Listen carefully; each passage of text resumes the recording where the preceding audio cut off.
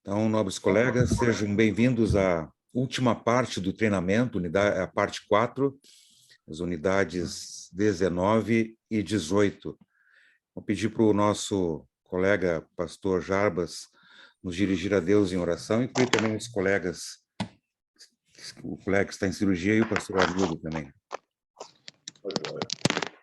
Eu vou começar essa oração lendo o Salmo de número 121, que todos nós conhecemos, e diz assim: Elevo os meus olhos para os montes, de onde me virá o socorro? O meu socorro vem do Senhor, que fez o céu e a terra. Ele não permitirá que os seus pés vacilem, não dormitará aquele que guarda você. É certo que não dormita nem dorme o guarda de Israel. O Senhor é quem guarda você. O Senhor é a sombra à sua direita. De dia não lhe fará mal o sol, nem de noite a lua. O Senhor guardará você de todo mal, guardará a sua alma. O Senhor guardará a sua saída e a sua entrada desde agora e para sempre. Senhor nosso Deus, grande protetor, tu prometeste que cuidaria de nós em todos os momentos, e por meio deste profeta sagrado que escreveu esse salmo tão bonito que nós lembramos tantas vezes, nós somos lembrados da tua constante proteção. Agradecemos agora, já que estamos indo para as fases finais deste nosso treinamento, por toda a proteção que deste a cada um de nós, porque deste-nos a capacidade para estudar, o tempo para dispensar a este estudo tão importante. É fato que algumas vezes a nossa vida e nosso trabalho ministerial nos tirou em um ou outro desses momentos, mas na maior parte das vezes tu permitiste que todos aqui estivéssemos e ainda cumpríssemos com nossas tarefas diárias, com a nossa congregação, com a nossa família e conosco mesmo. Agradecemos por toda essa proteção, Senhor, no decorrer destas 20 semanas, e pedimos que continues a proteger a cada um de nós, e muito especialmente o pastor Renato, nessa tarefa de conduzir tantas pessoas que agora já passaram pelo treinamento e que certamente estão desenvolvendo melhor a sua fé no seu dia a dia. Olhamos também com carinho por duas pessoas que estão passando por dificuldade de saúde. Pastor Arnildo, num tratamento já mais prolongado, numa enfermidade grave. Pedimos que cuides dele nestes momentos, dá livramento das dores, capacita os médicos para as melhores soluções. Também oramos com muito carinho para o colega Cleides, que está, apesar de tranquilo, muito preocupado com a sua saúde, pois sua situação, a situação da cirurgia, como tu bem sabes, Senhor, é bastante delicada, mas ele mesmo disse que está nas tuas mãos e confia em ti. Pedimos, Senhor, que conduzas os médicos nesse momento que estão fazendo a cirurgia, conforta e acalenta a Simone e toda a família. Abençoa, Senhor, para que este colega possa, como ele planeja, na semana que vem, dia 29, sair do hospital e, quem sabe, voltando para sua casa, se recupere muito bem e rápido. Abençoaste-o com os diagnósticos que ele nem previa, e tu guiaste de uma forma que ele percebeu a enfermidade a tempo de fazer a cirurgia.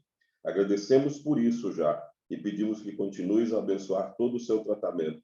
E abençoa a aula de hoje em nome de Cristo, nosso Salvador. Amém.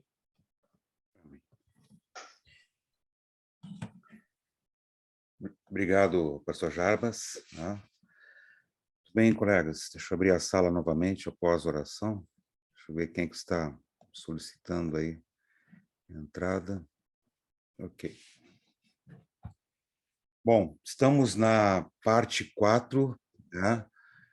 Certamente os colegas leram a introdução da parte 4, já nos dá uma visão geral do que passou e do que virá. Os colegas viram, especialmente o que trabalhamos na unidade 18, com relação à questão do confronto entre a cultura do eu e a cultura do outro, a cultura da vida discipulada. Vocês lembram que uma das ênfases nas duas primeiras partes, né, que ser discípulo do primeiro mandamento, dizer não para o ídolo, não terás outros deuses, e também viver em novidade de vida, confiar no Senhor acima de todas as coisas, descansar no cuidado amoroso, equivale a quarta parte do batismo no catecismo, que é a significância, afogar o velho homem, dizer não para a idolatria e andar em novidade de vida, que significa aprender a confiar e descansar no Senhor no dia a dia. Tá?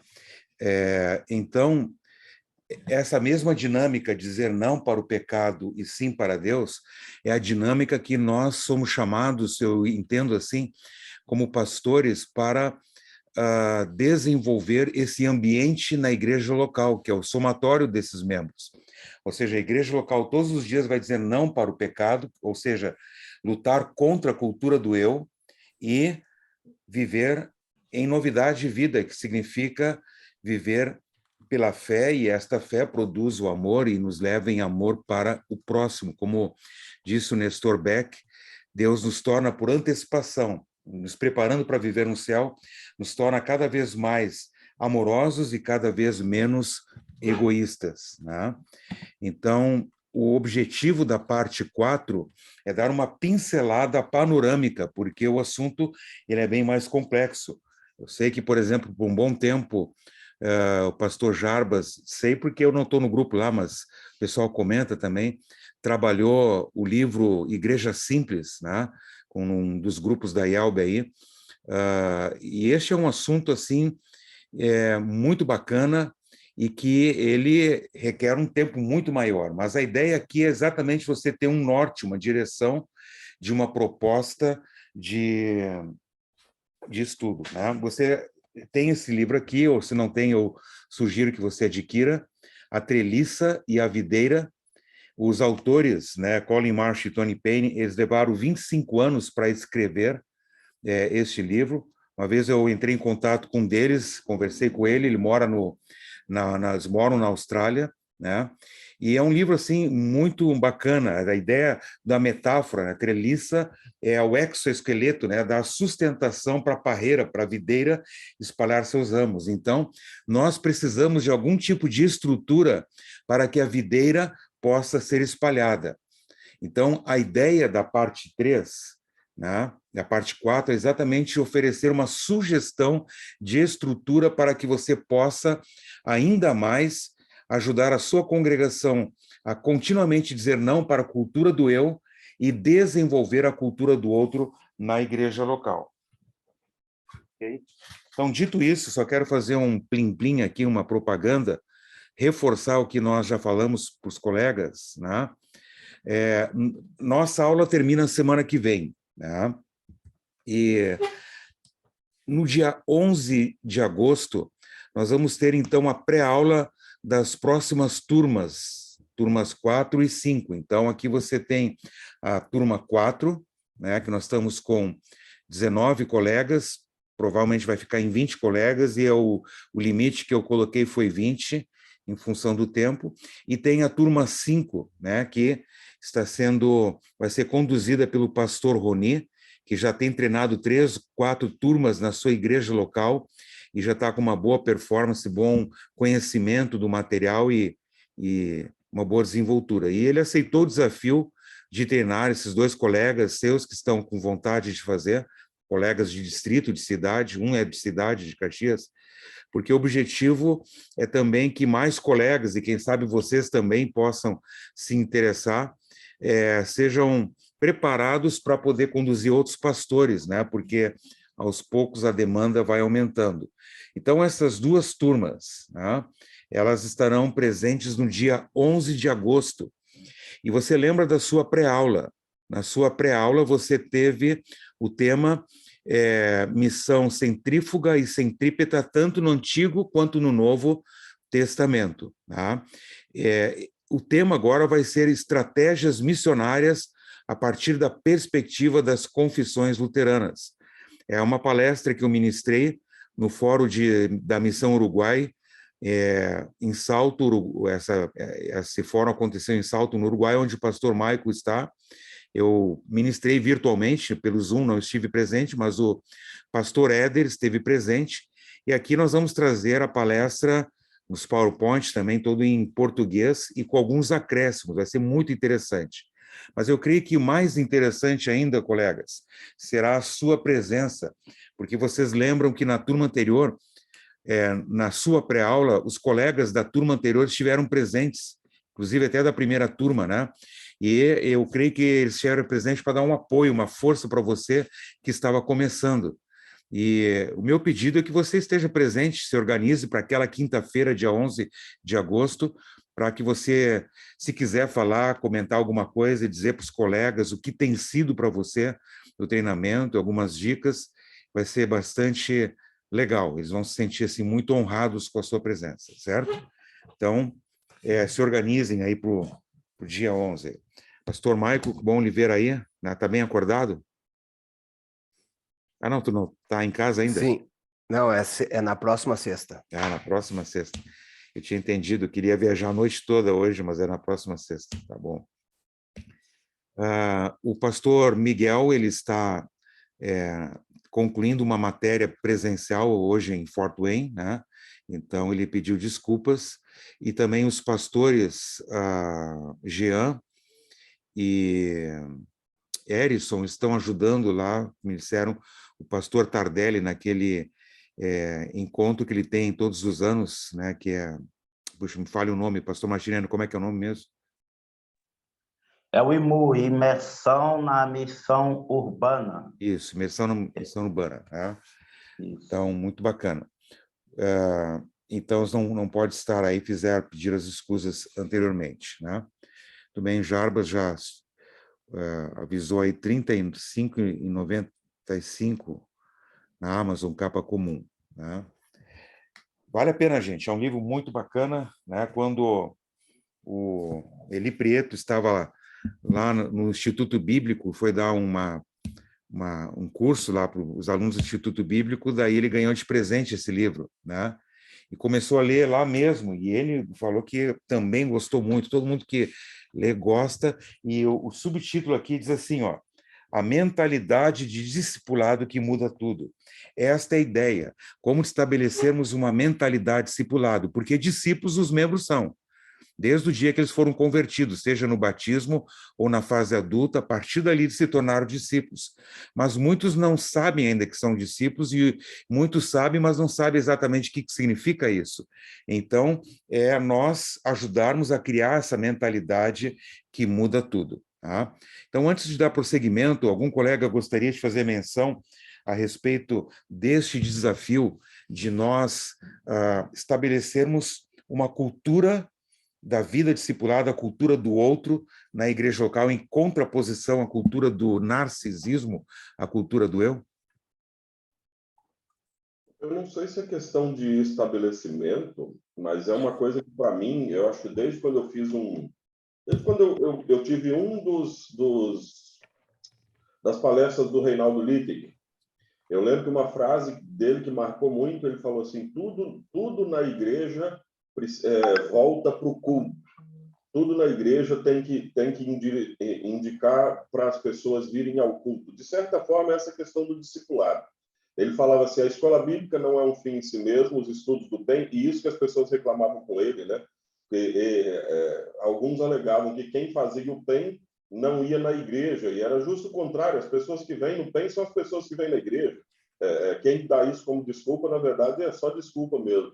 E aí, desde então, onde eu tenho passado, cada pregação minha é voltada para isso, para que as pessoas falem de Jesus com o objetivo de colocar Jesus na vida das pessoas.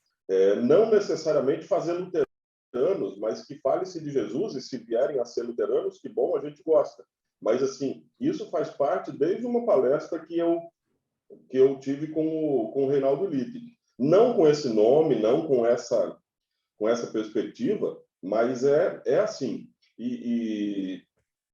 Então, eu acho, na minha cabeça, isso está claro, mas não é uma cultura geral das congregações por onde eu passei.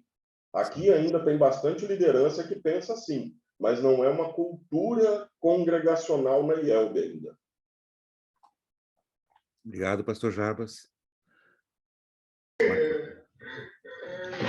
Renato, sim.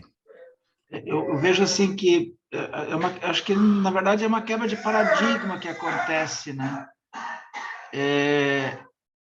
A gente tem assim, essa questão da igreja simples, né? É uma coisa assim que que é muito forte, né? Acho que é uma coisa assim que é importante a gente olhar isso, né? A gente é acostumado, digamos assim, com milhares de atividades, né? Digamos assim, e isso é uma coisa que é recorrente, né?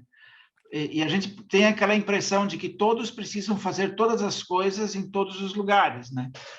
E aí a gente acaba, às vezes, criando aí centenas de atividades e querendo que todas as pessoas participem das mesmas atividades, né? Então, a gente acaba cansando muito, né, nessa caminhada. E aí não acontece, assim, efetivamente esse discipulado, né?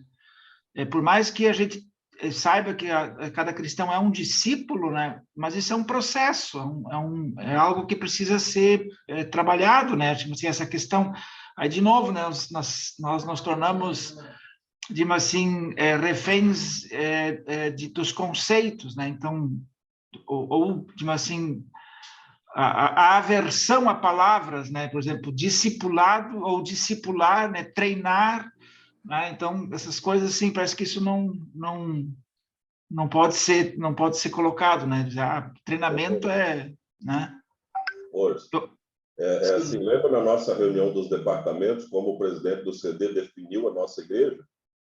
Vocês são peças de uma engrenagem muito complexa que é a IELB. É a definição perfeita da nossa igreja. Nós somos uma engrenagem complexa. Tudo tem que dar muitas voltas até chegar num ponto. E aí, por exemplo, quando por exemplo, se tu pega essa figura de linguagem, engrenagem, cara, assim, se eu sou uma engrenagem, cara, a engrenagem ela tem uma função determinada, né?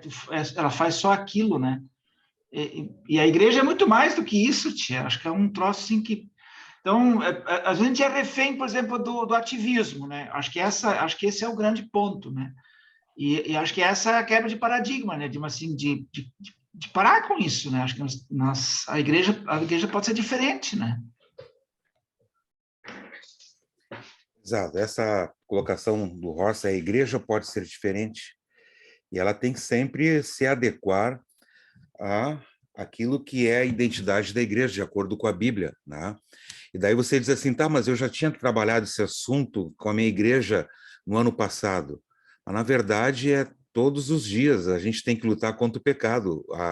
O ser humano, o coração humano tem amnésia, né? Então, um conjunto de igrejas, se a gente continuamente não está lembrando a sua identidade, que é dependente do evangelho, ela tende novamente a voltar para a cultura do eu, porque essa é a tendência. Então, a luta contra o pecado é contínua e constante, né? Nós vamos ver na unidade 20 uma citação de Walter, na qual ele diz que a igreja sossegada é uma igreja falsa, porque não tem como estar sossegada quando a igreja está plantada no terreno inimigo, no terreno onde tem inimigos como o diabo, o mundo, a carne. Então, é uma contínua luta que quer sempre nos fazer voltar para o grande ídolo que é o eu. Então, essa mudança de paradigma, ela precisa ocorrer e precisa continuamente ser mantida. Esse livro que eu falei, A Treliça e a Videira, você tem daí a continuidade de um livro que você pode comprar também na Amazon ou qualquer outro lugar, chamado Projeto Videira. Quando você vê no pé de página, especialmente na unidade 20, algumas sugestões do Projeto Videira, é exatamente como colocar em prática, sugestões de como colocar em prática a Treliça e a Videira. A dinâmica das 5 fases, que é muito comum também em planejamentos empresariais, foi tirado ou adaptado, digamos assim, do projeto Videira. E eles têm outros livros para grupos pequenos e também para líderes de grupos pequenos relacionados a essa temática aqui. Então, tem um desenvolvimento assim interessante, né? São algumas ideias, além de outros livros na unidade 20 que estaremos usando, como usaremos bastante Igreja Simples e assim por diante. Colegas, me interrompam a hora que quiserem, eu vou projetar algumas coisas aqui, né? Relacionadas ao tema de hoje, e eu quero realmente alcançar o objetivo que eu lhes coloquei ontem, dizendo que esta aula seria muito chocante, muito legal, né? Muito bem, então nós temos aqui a parte o esboço, que nos dá uma visão geral. Finalmente, chegamos à parte 4, preparando a igreja para servir ao mundo, ser uma bênção no mundo, né? E você leu a introdução nas páginas 209 e 210, e lá nessa introdução você tem um resumão de cada parte, a parte 1, parte 2, parte 3, e na página 209, na parte 4, né? Muito bem, então, nós começamos com o Evangelho, que é tudo o que precisamos, e aqui nós enfatizamos a base e a identidade de cada um de nós e da igreja. Você lembra da Confissão de Augsburgo, o artigo 7º, que a igreja é a congregação de todos aqueles que creem, onde o evangelho é pregado corretamente e os santos sacramentos administrados conforme esse evangelho. Então, o evangelho é a base que nos dá identidade. O evangelho é a boa notícia que diz: Deus não é contra você, ele é por você, e para isso custou a vida do amado Filho Jesus, o nosso Salvador. Então, nós estudamos esses pontos aqui que nos enraizaram ainda mais na videira, no Evangelho que é Cristo Jesus. Daí, com isso mais fortalecido, nós fomos para a parte 2 e exploramos a parte negativa do primeiro mandamento: não terás outros deuses ante mim, mas sempre concluímos cada unidade de forma evangélica, a partir do princípio da substituição, olhando para o Evangelho, olhando para Cristo Jesus, né? E aqui todas essas idolatrias, então, nos fizeram analisar ainda mais miudamente o nosso coração. Então, essas duas partes enfatizaram o seguir a Jesus, aprofundaram a convicção de seguir a Jesus, aprofundaram a convicção de ser discípulo do primeiro mandamento.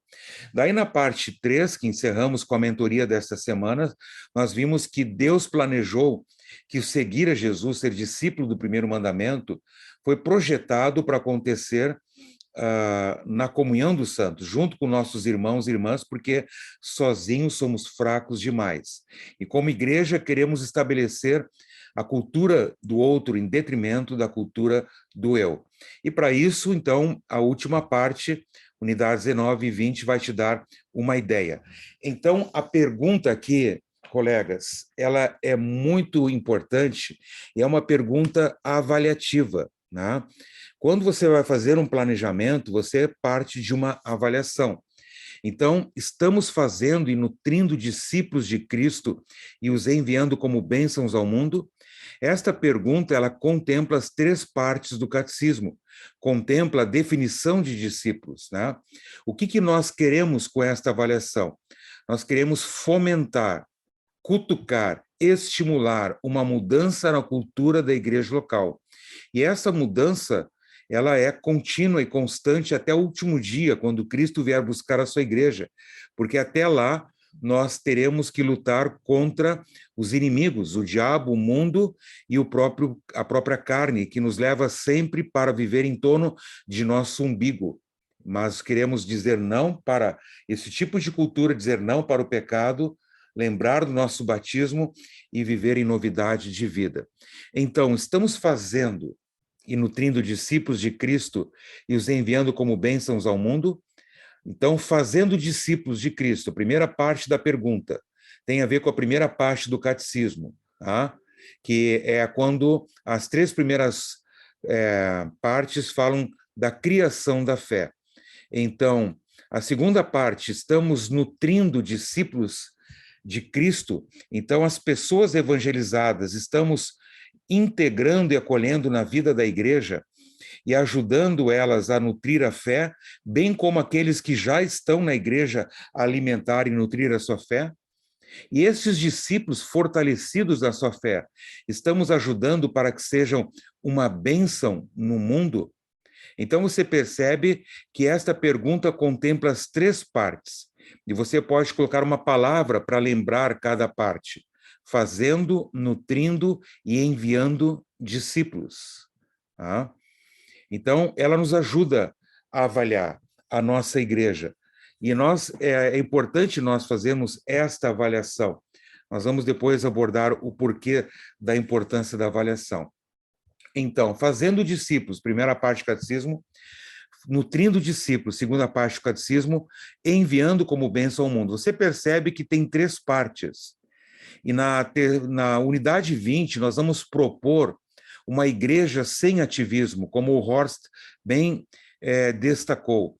Uma igreja simples, com 3 partes, e que essas 3 partes possam estabelecer um processo, né, que ajude a enfatizar a identidade discipulado na vida de todo mundo. Todos são discípulos, mas a gente quer exatamente desenvolver essa mentalidade de discípulo na igreja. Tá? Como Lutero disse, a partir do catecismo, estabelecer uma escola permanente de aprendizado da palavra sob a ação do Espírito Santo.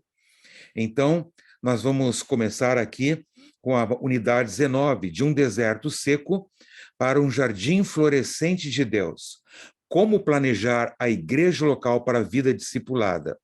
Na verdade, nós vamos, então, ter esses tópicos aqui, ó.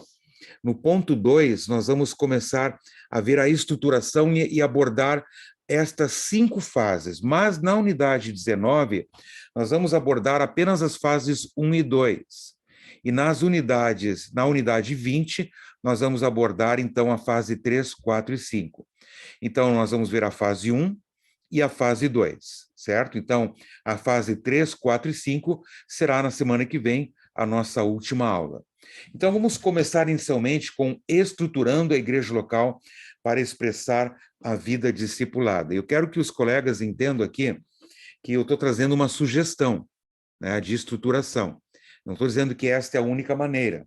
Vocês vão perceber que essa é uma estruturação para você não entrar de sola para mudar a cultura da igreja, mas você infiltrar-se como, vamos dizer assim, um inimigo no terreno inimigo, né? Mas você está do lado bom, né? Mas no terreno inimigo, infiltrar e começar a destruir as bases do inimigo. Ou usando uma metáfora que Jesus usou, um pouco de fermento leveda toda a massa. Então começa pequenininho e daí vai crescendo, crescendo e vai tomando corpo com o tempo. Essa é uma sugestão que leva tempo. Porque se você entra de sola para mudar a estrutura, você pode, ao mesmo tempo, já começar a se programar para arrumar suas malas, porque vão te mandar embora, provavelmente. Né? Então, tem que ser uma coisa assim, porque você vai estar mexendo com muitas coisas, gente, e toda mudança traz inquietação, porque desassossega as pessoas, tira da zona de conforto, e a saindo da zona de conforto traz insegurança, é normal, é o próprio ser humano, a gente tem que entender que as coisas são assim, e que a gente tem que aceitar quando as pessoas reagem também, até a partir do seu velho homem. Tá? Numa das congregações que eu fui pastor, uma congregação grande, nós tínhamos, comentei uma vez rapidamente, 11 equipes todas as quartas-feiras que faziam visitações, tanto para membros afastados, quanto qualquer pessoa que chegasse como visitante. Os recepcionistas, ao final do culto, pegavam o nome e durante a semana nós fazíamos uma visita evangelística para os visitantes. E com o tempo nós começamos a recuperar quase 70% dos inativos daquela igreja. E muitos que estavam lá eram inativos, que não vinham há mais de 10 anos, né? E isso também porque incrementamos com o trabalho da Juventude Mirim e da Escola Bíblica para Adolescentes. Às sextas-feiras, nós tínhamos 120 adolescentes de 9 a 12 anos em sala de aula e depois na Juventude Mirim, e com isso reconquistamos os pais. Teve um casal que a última vez que tinham estado na igreja era batizado a filha, que agora com 10 anos estava lá. Mas os mais enraizados, digamos assim, tradicionalmente, né, eles disseram assim, olha, nós não estamos gostando. Tem muita gente nova, nós gostávamos quando nós conhecíamos as pessoas na igreja. A igreja não está bem agora. Tá? Então, você percebe que eles estavam saindo da zona de conforto. Você pode entrar de sola ou você pode tentar entender, né? Além de ser o velho homem, né? A gente tem que tentar entender que toda novidade ou uma mudança gera um desconforto. E a gente tem que, assim, se colocar também amorosamente, misericordiosamente ao lado dessas pessoas e como a gente pode ajudar. Lembra, na perspectiva de Hebreus 3, 12 e 13, anime uns aos outros. Toda intervenção pastoral é para a gente levar para cima, animar, e vamos lá, vamos olhar de forma diferente. no caso. Mas que essas coisas vão acontecer, vão, e a melhor maneira de você lidar com objeções é se antecipar a elas e desconstruir a possibilidade delas virem a acontecer. Tá? Então, ao fazer um planejamento, você tem que prever com a sua equipe de planejamento quais são as possíveis questões, objeções que lhe serão levantadas, e se antecipe a elas para que elas, quando chegarem, estejam que nem aí o Covid, aí, né? O pessoal que tomou vacina, então, não, eu tomei vacina, peguei Covid, mas está bem fraquinho. Então, quando aparecer, o negócio vai estar bem fraquinho em termos de objeções, porque você já trabalhou bastante o remediar, aliás, o antecipar do que o remediar depois. Né? Não sei se o meu exemplo foi o melhor, mas vocês entenderam o que eu quis dizer. Alguém quer comentar alguma coisa aí, antes de seguir? Não? Então... Eu tinha escrito ali no chat que o importante é ter a liderança junto, então eu começaria por eles.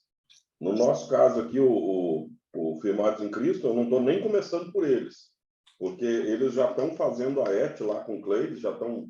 Iriam terminar, mas eu acho que o Cleides não vai dar conta, ele já não ia dar conta porque ia se aposentar, já estava meio correndo agora no final do ano, porque é bastante conteúdo, a ET no formato que era, né? E agora com essa enfermidade, eu não sei, acredito que ele não vai conseguir, mas são pessoas que já lidam com a palavra de Deus há muitos anos. Eu até comentei aqui não, no grupo de pastores outro dia, você fala muito mal de um movimento que aconteceu outro dia, alguns anos atrás aqui na nossa região, que foi até conhecido como um movimento reformador da igreja, final dos anos 70, por aí, anos 80, e que era fortemente marcado pelo pietismo. Aí estava o pastor Roberto, hoje já falecido, estava envolvido, o avô do Lucas, eu acho que fez parte em algum momento também, e essas pessoas foram mal vistos, esses colegas, por muitos anos.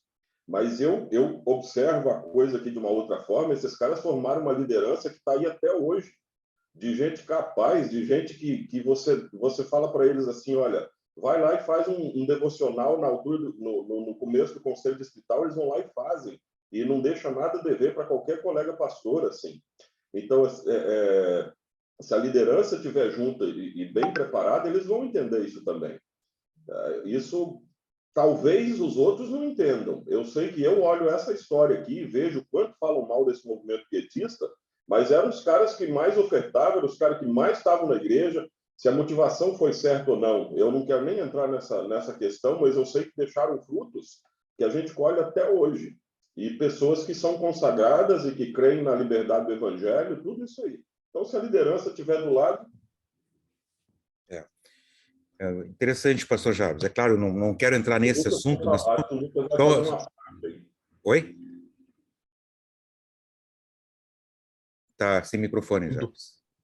O Lucas abriu o microfone, eu achei que ele fosse fazer uma parte. Ah, tá. Não, eu ia só falar que trazer essa situação, né?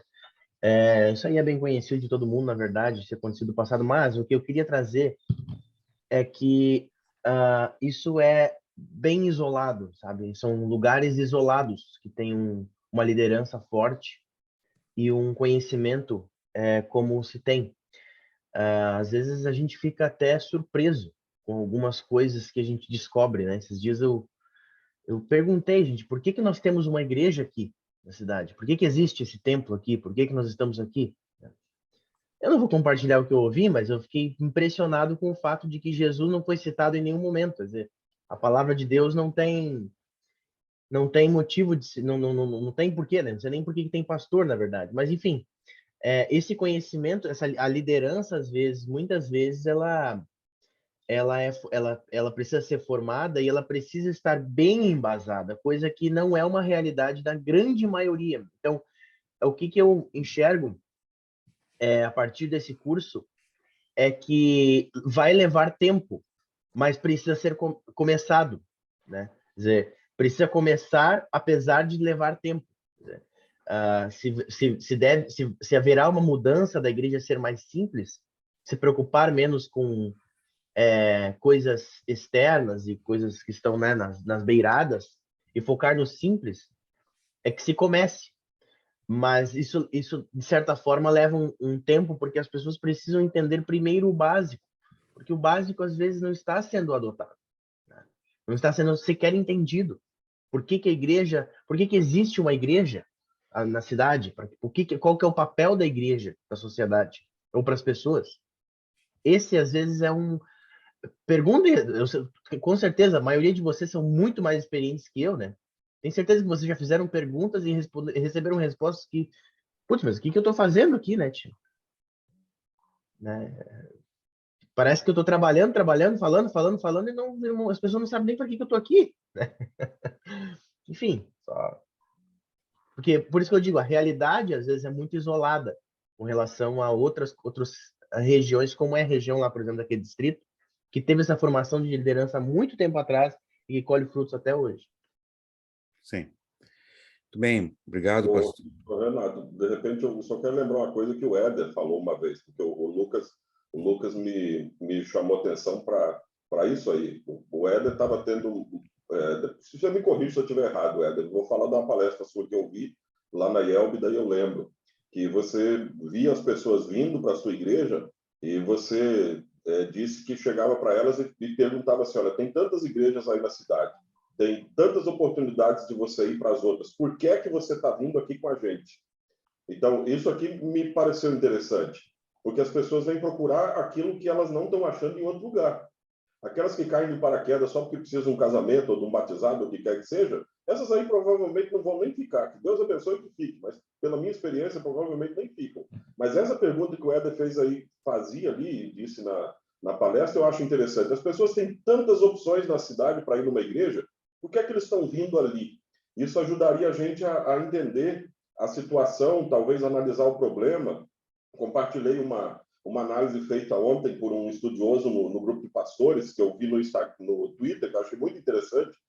O McDonald's estava querendo vender mais milkshake, e daí tentaram de tudo para vender esse milkshake.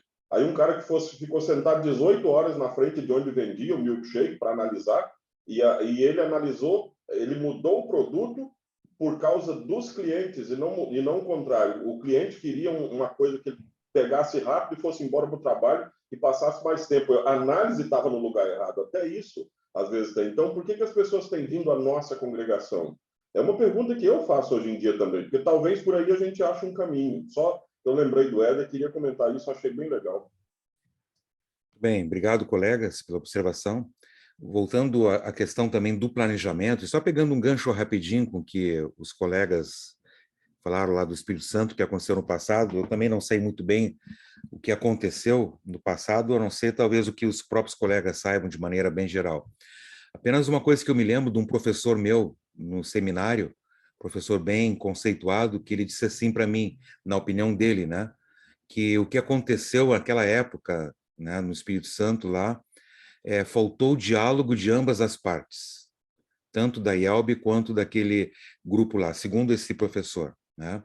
Então, trazendo para aquilo que eu trouxe, toda situação nova causa desconforto, e às vezes a gente não sabe como lidar com esse desconforto e vai já metendo os pés e tudo, talvez, não sei se esse professor está certo na sua avaliação, ambas as partes falharam num diálogo, e daí quando você vai trabalhar todo tipo de mudança, né, na igreja, agora trazendo para a igreja local, é natural que hajam oposições, ainda mais espirituais, porque o diabo não gosta de uma igreja que cada vez mais está levando os membros a perceber quem eles são em Cristo Jesus.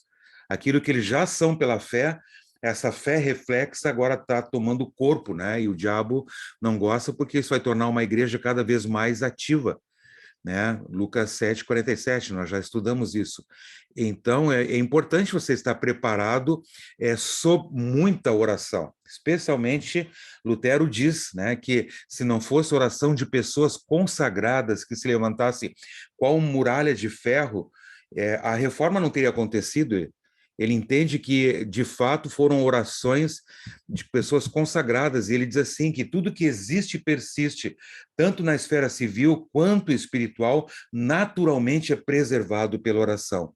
Então, não faça uma mudança jamais sem profunda oração e sem conduzir as pessoas um trabalho de oração. Né? Então, na sequência aqui, colegas, estruturando, então, a igreja local para expressar a vida discipulada. Né? Então, vamos lá. Como a congregação pode ser estruturada de forma a contemplar uma cultura do outro, a cultura da vida discipulada. Então, você viu ali aquelas 3 partes, né? Fazendo discípulos, nutrindo discípulos e enviando como bênçãos ao mundo. Você pode colocar descobrindo o evangelho, edificando-se no evangelho, compartilhando o evangelho. Então, você pode pensar, caramba, nós tem tanta coisa para fazer na minha igreja, né?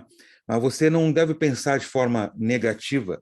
Eu não me lembro, talvez alguém sabe dizer melhor, daquela ilustração de 2 vendedores de sapatos que foram para uma ilha, né?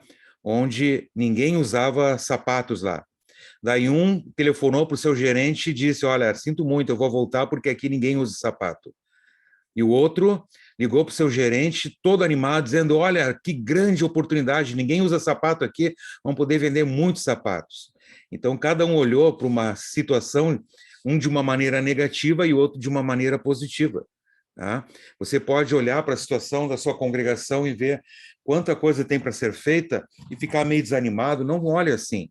Se Deus te colocou ali e você está enxergando essas coisas, isso é obra de Deus.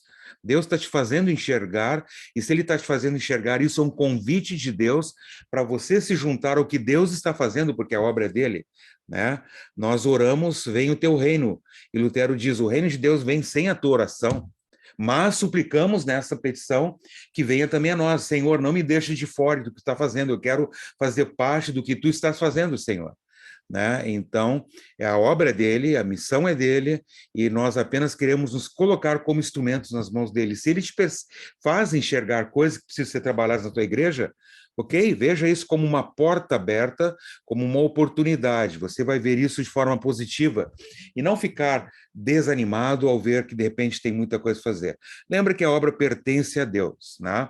No início, quase no início do meu ministério, meu ministério foi em Rondônia, eu fui capelão da UBRA, e depois eu fui para São Paulo, né? E daí, logo que eu cheguei em São Paulo, eu ainda era muito fux, né? E, portanto, todo fux é meio babaca, assim, né? Eu subia no prédio do Banespa, lá em São Paulo. Quem de vocês já subiu lá no prédio do Banespa? E olhava aquele mundaréu de prédios, 360 graus, você pode fazer a volta assim e olhar. E eu ficava esmagado com aquela cena, dizendo assim, o que é a igreja luterana no meio de tudo isso aqui? Né? Como é que vamos alcançar todo esse mundo de gente? Olha que pensamento mais idiota que eu tinha, né?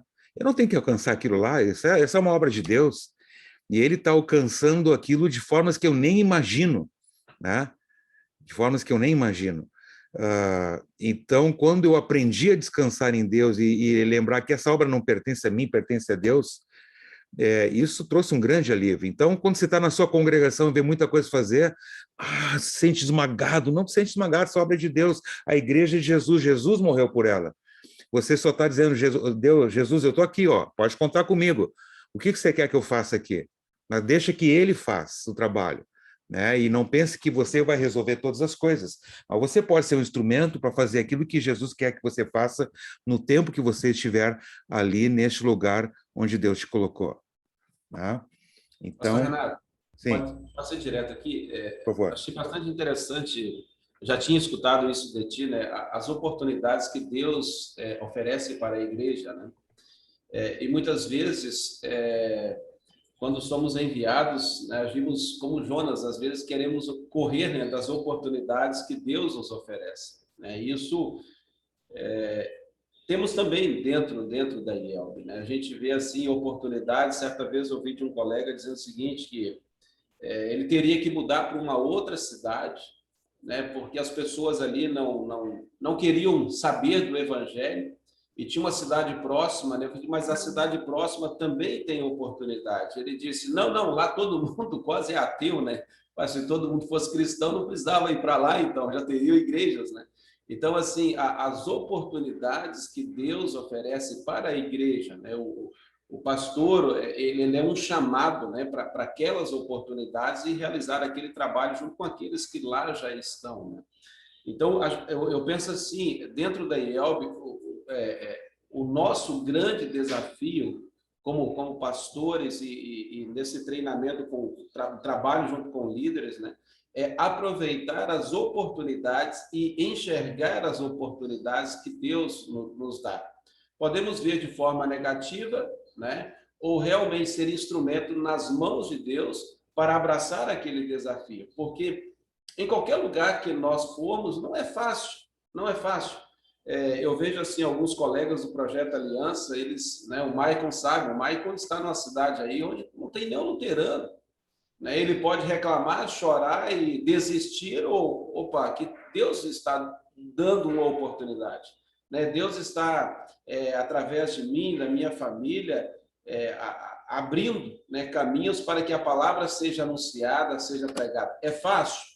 Eu vejo desses colegas do Projeto Aliança, numa cidade longe da família, longe do país, uma cultura totalmente diferente, porque quando a gente vai para fora, quanto mais a gente conhece outras realidades, mais a gente ama o Brasil, entendeu? Um país maravilhoso de se viver, né? A liberdade que nós temos aqui, é fantástico o nosso país. Às vezes reclamamos de barriga cheia, podemos assim dizer, né? Mas é um país maravilhoso de se viver o Brasil, e as oportunidades que nós temos em nosso país de testemunhar, de realmente levar a palavra, talvez não encontramos tão facilmente em outros países, e países da América Latina mesmo, né? Da América Latina, não precisamos ir tão longe. E aí eu digo para os colegas, eu disse isso, né? Não sei se eu disse para o Maicon, mas eu disse para outros colegas, quando diante de uma dificuldade, eu disse, olha, no Brasil também, se você fosse para um determinado lugar, não seria um mar de rosas. Você teria aqui também os desafios. Não teria tudo na mão, tudo fácil. Os desafios são em todos os lugares que nós formos, que Deus nos enviar.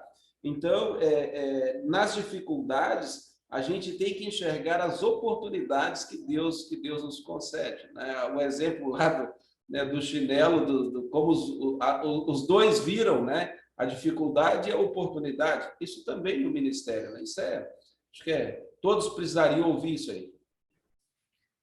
Bem, pastor Éder, muito, muito interessante, muito inspirador aí, né? São desafios, gente, né? Vamos seguir aqui, me interrompam, por favor, a hora que quiserem, né? Então, vamos ver como uma oportunidade, né? Ok, então, a mudança da cultura ocorre de dentro para fora. Tanto porque a gente tem que estar inserido na cultura, estar lá dentro da cultura como agente de mudança também.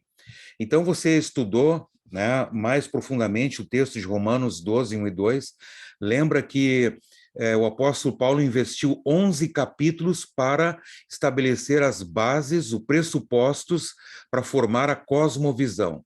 E daí, tendo formado a cosmovisão, a partir do capítulo 12, vem os desdobramentos nas camadas posteriores da cebola, utilizando a cebola cultural como ilustração. E daí ele diz, não vivam como vivem as pessoas deste mundo, a cultura do eu, mas deixe que Deus os transforme. Como? Por meio de uma completa mudança da mente de vocês. E é desta maneira, quando Deus muda a minha maneira de enxergar o mundo, minha cosmovisão, né? Então que eu vou conhecer e perceber, cara, como a vontade de Deus é boa, a vontade de Deus é perfeita, como é agradável a vontade de Deus. Então, este evangelho, né, do qual Paulo enfatizou ao longo de 11 capítulos, agora está sendo cada vez mais trabalhado no meu coração, na minha visão de mundo, e cada vez mais eu percebo que eu não preciso viver no estilo de vida do mundo, que é um estilo de vida centrado no eu. Estas várias imagens aqui querem apenas expressar na casca da cebola um coração centralizado no eu, um coração idolátrico, né? Então, como você lembra da cebola, a casca da cebola fala do comportamento, que é o que nós enxergamos em nós e nos outros. A casca você enxerga sem cortar a cebola. E o coração é o miolo, e o coração responde perguntas como esta, que apontam para o motivo, que gera a motivação. Por que você faz o que faz? No diagrama da cebola cultural, então, você tem um nível mais profundo. Esse nível mais profundo requer um exame, miudamente, como diz Lutero, né? Que requer a palavra de Deus afiada dos dois lados para você perceber e julgar os propósitos, as intenções lá de dentro, porque esse nível mais profundo não é perceptível como o nível seguinte que nós vamos ver. Você tem, então, o coração, que é o lugar onde você é fiel a Deus ou ao ídolo, e a cosmovisão, que é a visão de mundo, né? Eu costumo dizer para os membros que são como as lentes através das quais você enxerga o mundo. E a cosmovisão, ela vai também relacionar e responder às perguntas fundamentais da vida. Quem eu sou, de onde eu vim, por que eu existo, né? Então, essas perguntas vão depender de quais são os teus pressupostos, né? Então, tem gente que já disse assim, eu não gosto dessa palavra, essa palavra cosmovisão não é uma palavra luterana. Eu não sei o que se entende por palavra luterana. Tem uma palavra luterana em alemão, que é mais usada na teologia, né? Entre as nossas palavras clássicas, tipo concupiscência, justificação, remissão. Mas se você não gosta da palavra cosmovisão, tudo bem, usa outra palavra, visão de mundo, visão de... Pastor Renato. A gente tem que ter uma visão de alguma coisa, óbvio, então a gente usa uma palavra qualquer. Até quando alguém me questionou, eu comentei isso com, já passo para o pastor Horst, com alguns de vocês na mentoria, daí logo depois eu entrei em contato com o professor Dr. Yoshua Pagan, que é o professor que também explorou bastante esse assunto, né, um material muito bom, vários livros que ele trouxe, inclusive eu tinha já lido por ocasião do mestrado, né?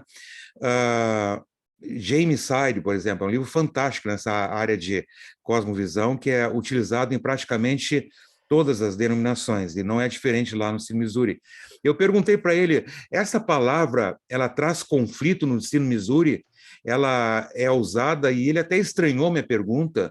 Ele disse, olha, essa é uma palavra muito aceita no ensino Missouri e não tem nenhum tipo de conflito. Então, não é porque no Brasil, se nós usamos pouco uma palavra, ela não é luterana. Não necessariamente, eu acho que a gente tem que abrir um pouco os horizontes e ver qual a etimologia da palavra, o que ela quer expressar. E, obviamente, o que ela quer expressar é, como é que tu enxerga o teu mundo? Isso é óbvio, um ateu vai enxergar de um jeito, um cristão vai enxergar de outro jeito. E quando Paulo diz, desde que Deus mude você, transforme você pela mudança da mente, tá? Mudar a mente, eu vou enxergar as coisas de maneira diferente. Se a palavra cosmovisão te atrapalha, usa a palavra em inglês, worldview, ou qualquer outra palavra que expresse isso aí, né? Horst. Eu ia te dizer, Renato, acho que eu vou ter que fazer uma sessão de descarrego para ti aí, porque acho que tu tem que te libertar desse detalhe aí. Cara, se o cara diz, essa não é uma palavra luterana, a resposta é simples, show. Passamos a usá-la, então, de agora para frente. Cara, tipo assim, eu já aprendi com isso, cara. Essa cara sabe, isso aí não é luterano, você me dá it. Diz assim, eu sou luterano. Eu sou luterano. A palavra ela é neutra, ela não tem alma, essa palavra. Ela não precisa ser nada, nem cristã não precisa ser, mas eu sou, ponto. Então, tipo assim, a gente não tem que ficar refém dessas idiotices, cara. Se a gente puder dar um exemplo, a gente pode dizer que a cerimônia do casamento também vem da bruxaria, não é cristã. É que eu acho que o ponto, na verdade, do pastor Renato é o fato de que, tipo, atribuir essa palavra como, entre aspas, não luterana é até exatamente porque eu até estava escrevendo aqui, dentro do contexto acadêmico, é muito normal você ler a cosmovisão, por exemplo, a cosmovisão luterana, a cosmovisão calvinista, a cosmovisão, sei lá, zwingliana, é muito comum a gente ler isso no contexto acadêmico, artigos e tudo mais. Então, dizer que essa palavra que não deveria ser usada, porque ela não, na verdade não tem embasamento nenhum. Por isso, eu acho que é por isso a indignação do pastor Renato, que ele sempre comenta essa situação conosco, né? Ok? Muito bem. Deixa eu só perguntar para o Horst, se faz uma sessão de descarrego via Zoom, pode ser, Horst? Pode. Eu vou fazer uma lista das palavras que tu está dizendo que não são luteranas e vou só usar elas de hoje para frente. Para começar a criar, pelo amor de Deus. Eu só quero deixar claro assim para vocês, ao enfatizar isso aí, né? Mas aceito a sessão de descarrego, Horst. Obrigado aí pela observação. Mas de alguma forma, assim, deixá-los preparados, porque esse tipo de como é que o que eu falei antes, qual a melhor maneira de lidar com objeções, né? A melhor maneira de lidar com objeções é você se antecipar a elas. Então, algum dia, algum colega vai dizer para você, sei lá que colega, né?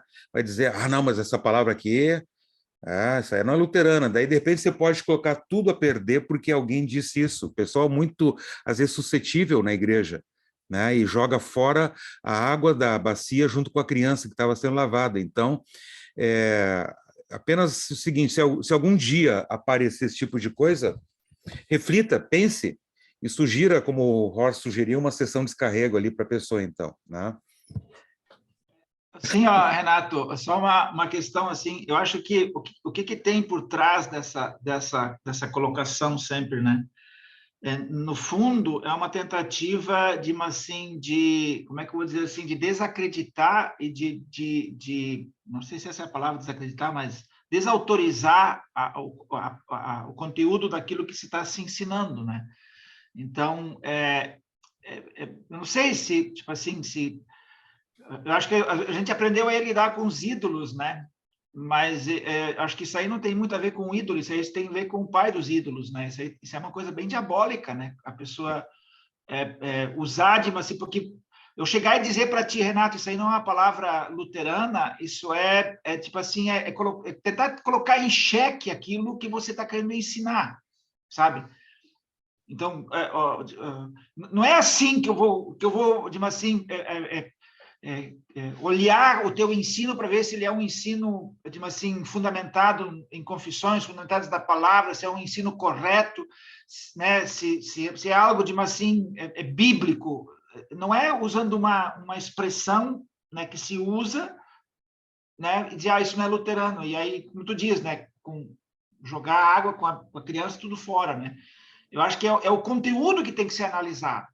Sim. Né? E a gente tem que olhar o conteúdo como um todo, né? Assim, e todos nós somos humanos, todos nós vamos em algum momento falar alguma coisa que às vezes não é a nossa intenção, mas às vezes falar umas bobagens, né? E aí, que bom que um colega chega para ti e diz, escuta isso aqui, né? Isso é assim mesmo, e às vezes é uma questão da forma como a gente se expressou, né? E aí, eu me expressei mal, mas não era isso, né? Então, aí tu corrige, né? E toca a ficha. Exato. Tranquilo. E vejo que é importante esse debate que nós tivemos aqui, porque o Horst enfatiza um ponto bem elementar na minha visão, que é a gente olhar para o conteúdo, né? E, no caso, a etimologia também da palavra. E, é claro, a gente não acerta 100%. A gente pode sempre escolher palavras melhores para expressar, né? Talvez se a gente perder muito essa ideia de perfeccionismo, que é um tipo de idolatria, nós vamos ter publicações com maior quantidade na igreja. Eu creio que muitas pessoas têm ótimas... só para vocês terem uma ideia, né? Eu acho que não sei se eu comentei com vocês, um colega da turma anterior, colega eu acho que até distrito de alguns dos colegas aqui, o pastor Carlos Schneider. Você olha para o Carlos Schneider, você quem conhece ele, você olha assim para o jeitão dele, quase não dá nada para ele, né? O cara está terminando o doutorado em educação, já publicou 4 livros, escreve vários artigos em periódicos importantes.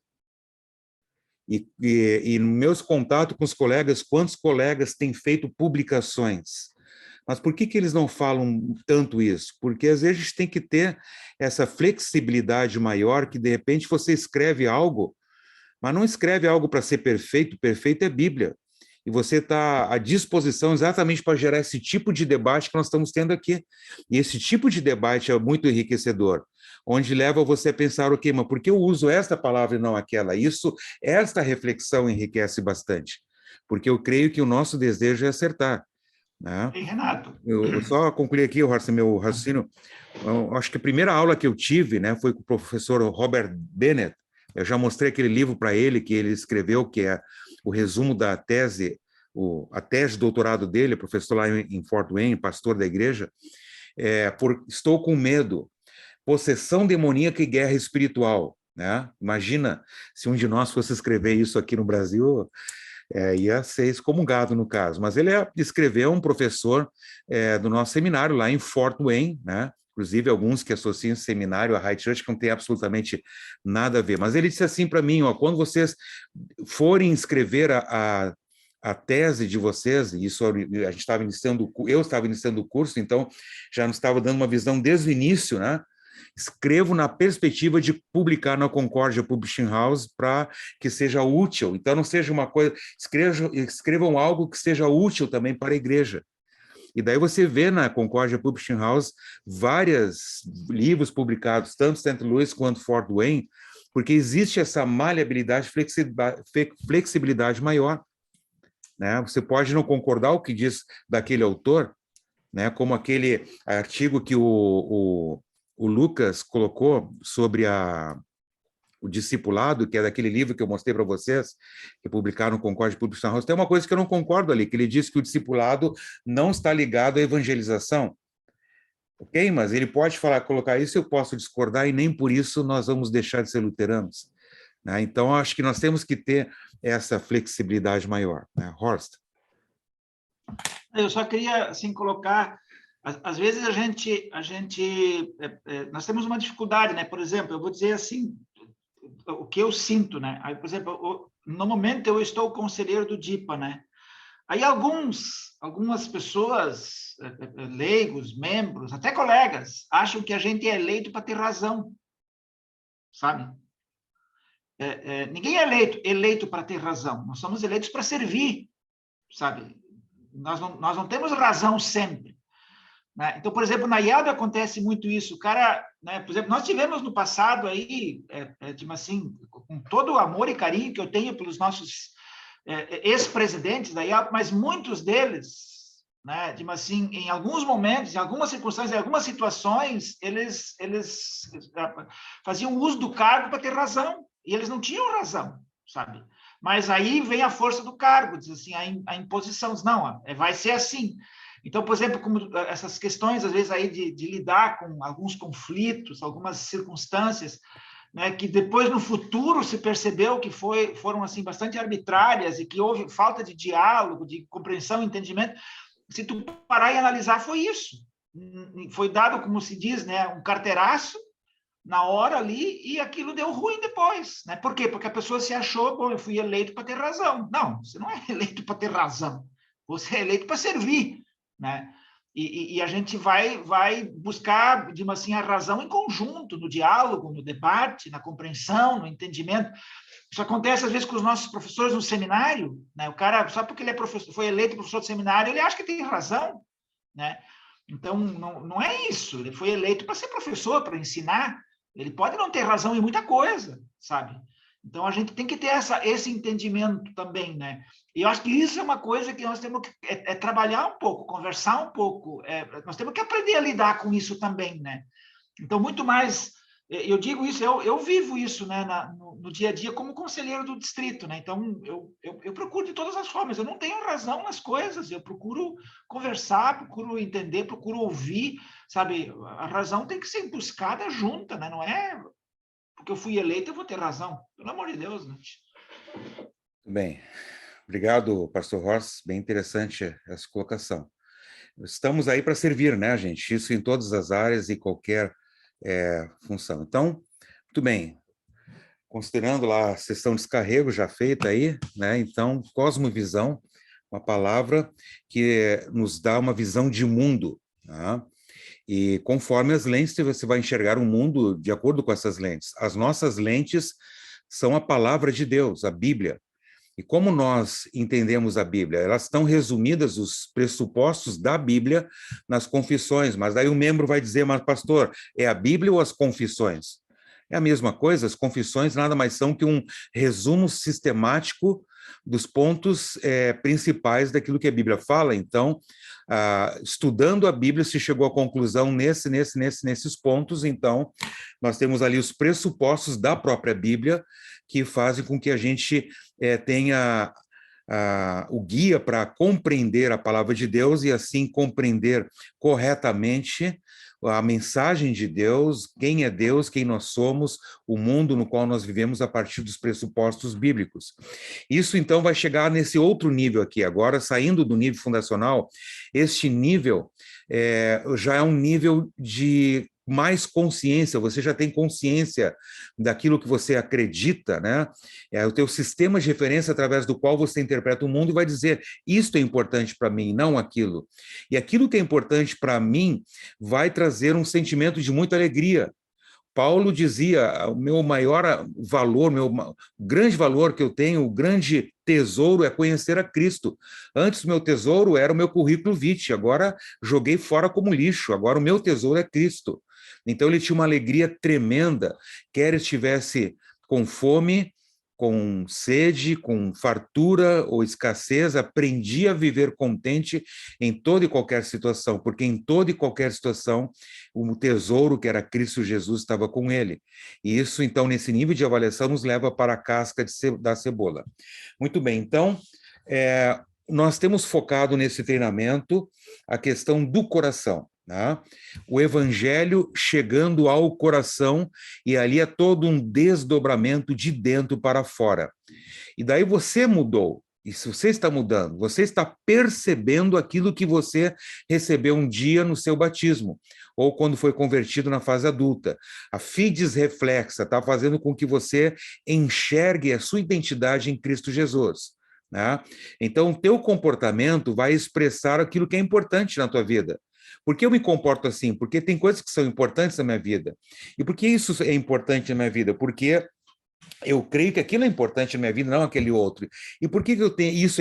Eu tenho essas crenças? Porque existe um motivo lá no coração que me leva a fazer o que eu faço.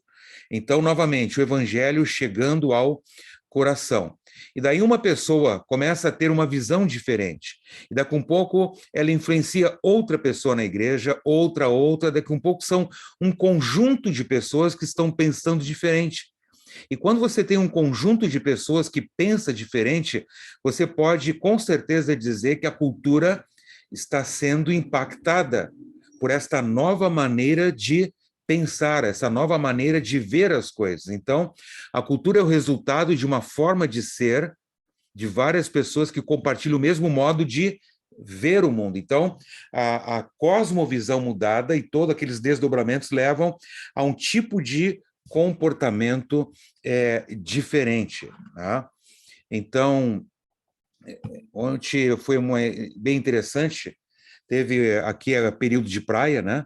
Então tem muitos shows de vários artistas, mas também a prefeitura de Aragarças, no outro lado do Rio, fez um show gospel. Ontem eu fui com algumas pessoas da igreja no show gospel, né? E descobri que o prefeito de Aragarças, a esposa, são cantores gospel também, né? E também eles cantaram lá, mas tinha um cantor gospel lá, sobrenome é Sasser, não me lembro o primeiro nome, que é de fora e esteve lá. E daí é interessante, assim, ver a cultura, a maneira daqueles crentes todos lá participarem de um show gospel. Eu, particularmente, foi meu primeiro show gospel que eu fui. Eu não tinha ido num show gospel ainda, né?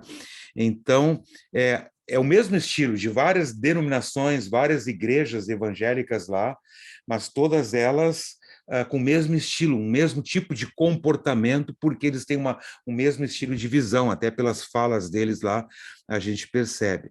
Então, quando um grupo começa a ver Deus, a palavra de Deus, a igreja, a eclesiologia, a si mesmo, da maneira bíblica, isso vai ter um impacto no comportamento.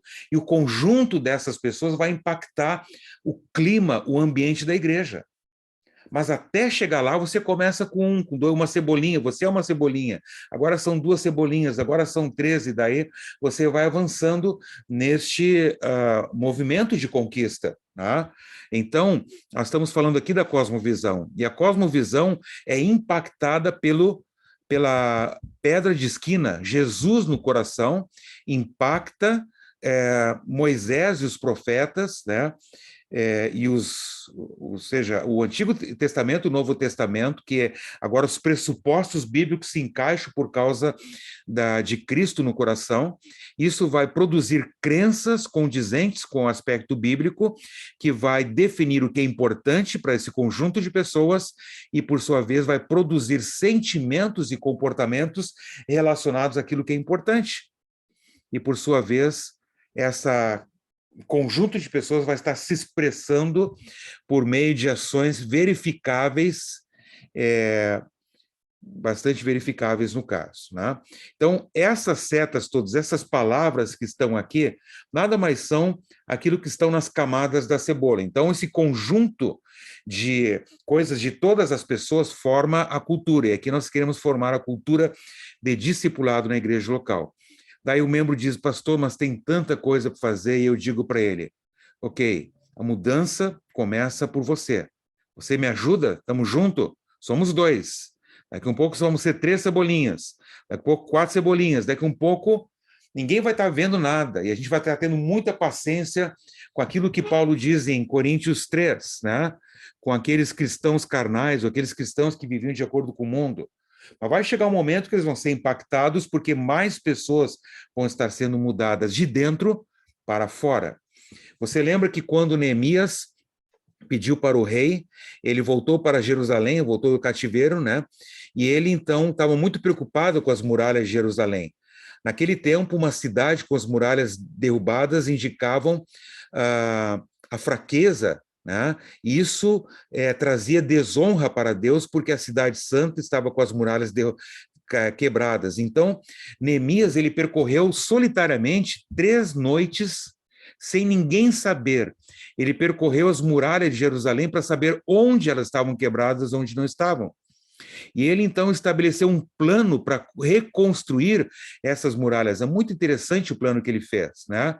E eles reconstruíram, então, em 52 dias. O plano dele foi muito eficaz, ele colocou isso para a liderança primeiro, depois a liderança comprou, daí ele colocou para todo o povo, e daí todo o povo comprou a ideia e eles, então, estabeleceram. Então, ele sabia qual parte estava quebrada a muralha, qual parte estava bem forte a muralha. Nós também precisamos saber onde estão as nossas fraquezas e nossas forças. Você lembra que, do ponto de vista do batismo, né, nós somos perfeitos. Olha Efésios 5, 25 e 26. Né? O lavar renovador e regenerador de Cristo Jesus, que traz a sua igreja perfeita, sem mancha, imaculada. Mas, do ponto de vista de nós percebermos o conteúdo, quem somos em Cristo, precisamos perceber o que precisa ser feito. Você lembra as igrejas do Apocalipse? Com exceção de uma, Jesus tinha elogio para todas e havia um porém tenho algo contra você. Havia algo que precisava ser trabalhado naquela igreja lá da Ásia Menor. Assim como nas cartas, no Novo Testamento, você vê que os apóstolos sempre têm algo a ser trabalhado e corrigido na igreja local. Então, quando você percebe as fraquezas da sua igreja, não quer dizer que ela, do ponto de vista da fé, não seja perfeita.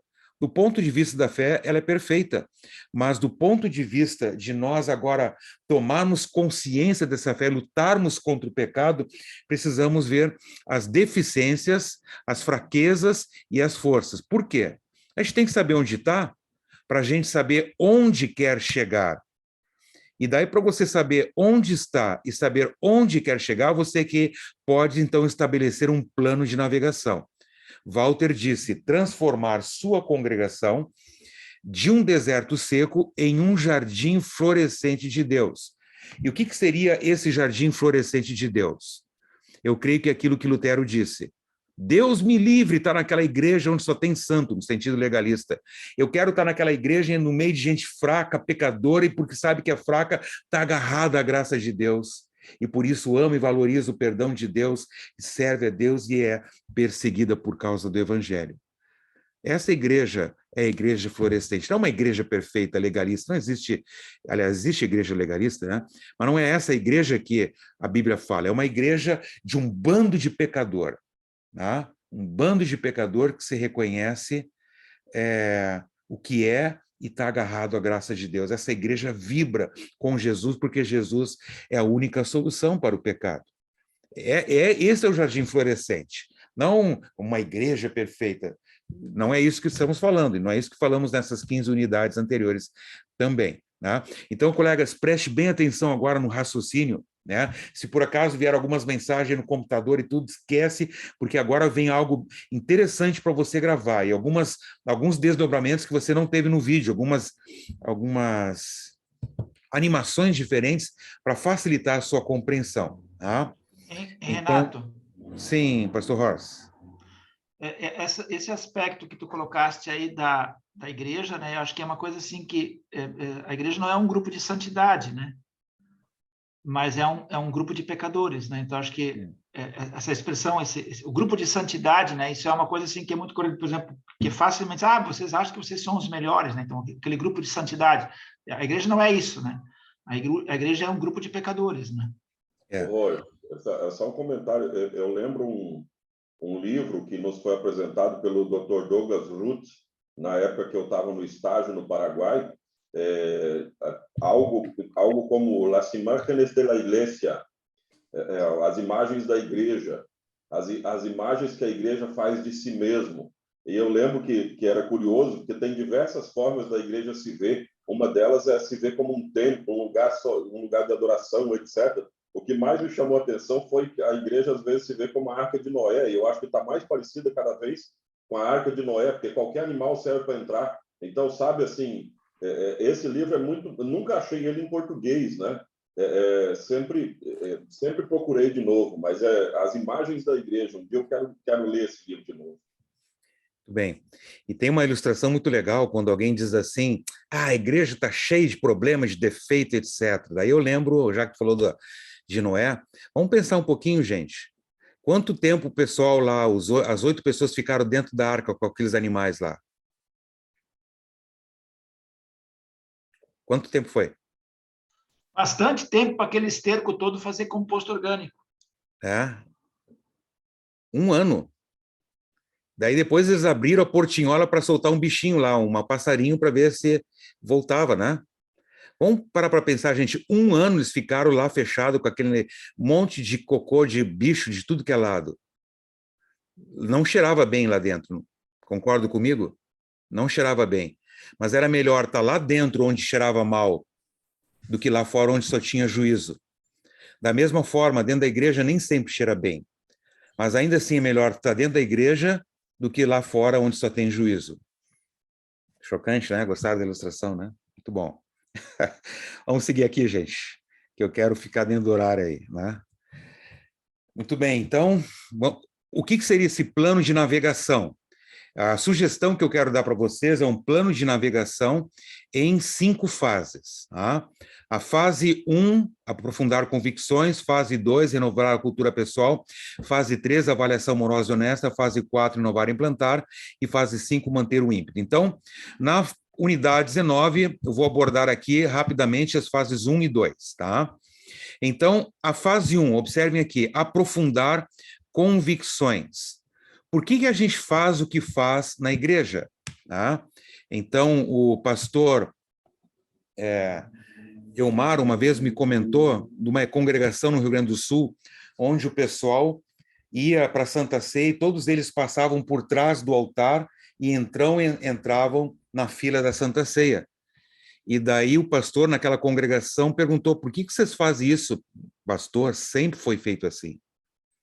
Eles não sabiam por que faziam, mas eles passavam, antes de ir na fila Santa Ceia, por trás do altar. Até que um senhor bem velhinho falou, pastor, é que muito antigamente o pastor via de 3 em 3 meses, e quando ele vinha tinha Santa Ceia, mas antes as pessoas tinham que colocar em dia as ofertas, e atrás do altar tinha um gasofilácio. Então, antes de entrar na fila Santa Ceia, tinham que passar por trás, colocar a oferta, então eles entravam na fila Santa Ceia. Bom, hoje não tem mais gasofilácio atrás do altar, mas eles continuam passando por trás do altar, né, para poder entrar na fila Santa Ceia. Muitas vezes as pessoas fazem as coisas dentro da igreja e não sabem por que fazem o que fazem, né? Então, aprofundar convicções. No meu contexto aqui, Barra do Garças, quando nós estamos aprofundando as convicções, sabe quanto tempo? Há quase 50 anos, desde o pastor Valdir Mansky, que iniciou o trabalho aqui. Sempre que a palavra é pregada, especialmente na atividade principal, que é o culto, que é o melhor lugar para discipular os membros, você discipula todos no mesmo nível, né? O sermão é o ponto alto, ali você está aprofundando as convicções. Tá? Então, aprofundar as convicções é levar os membros das mais diferentes formas a eles entenderem quem eles são em Cristo Jesus, ok? Muito bem. Então, aprofundar convicções. E você pode, às vezes, focar nisso, como, por exemplo, Firmados em Cristo, é uma treliça que promove a videira, que promove o evangelho. Então, você pode concentrar um aprofundamento, né, mais rápido aqui para a pessoa parar e refletir. Então, aprofundar convicções aqui é a primeira fase. Então, começa o evangelho chegando ao coração. E daí agora você tem a fase 2, e a fase 2 é você vai multiplicar. Não é mais uma pessoa, é 2, 3, 4, é um conjunto de pessoas. Então, a fase 1 você leva a pessoa a entender quem ela é em Cristo Jesus. A fase 2, você está multiplicando isso com mais pessoas dentro da igreja. E daí a fase 3 ok, agora você tem um grupo bom de pessoas para você fazer uma avaliação amorosa e honesta. Deixa eu colocar uma coisa aqui para vocês. Quando eu cheguei aqui, eu poderia fazer a avaliação da igreja? Podia, e eu fiz. Mas eu não fiz de forma oficial. Eu queria que primeiro os membros entendessem o que é a igreja, né? E por isso eu fiz o Firmados em Cristo para eles aqui. E agora nós temos um grupo bom de pessoas que estão entendendo, agora sim eles podem avaliar. Como é que eles iam avaliar antes se eles nem sabiam que era a igreja? Tinha uma noção, no meu contexto aqui, né? No meu caso, uma noção totalmente distorcida de igreja, eclesiologia. Então, eu precisei ter um número bom de cebolinhas para, ok, agora nós podemos avaliar, né?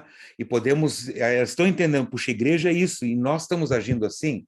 Então, a fase 3 é você chegar a esse ponto. Eu gostaria de ter chegado a esse ponto mais cedo, mas não é do meu tempo, e eu não mudo o coração das pessoas. Então, eu estou atento ao mover de Deus e estou sempre procurando ser o menos possível obstáculo à ação do Espírito Santo. Então, a fase 3 ok, você tem um grupo bom para você fazer uma avaliação de como está a sua igreja.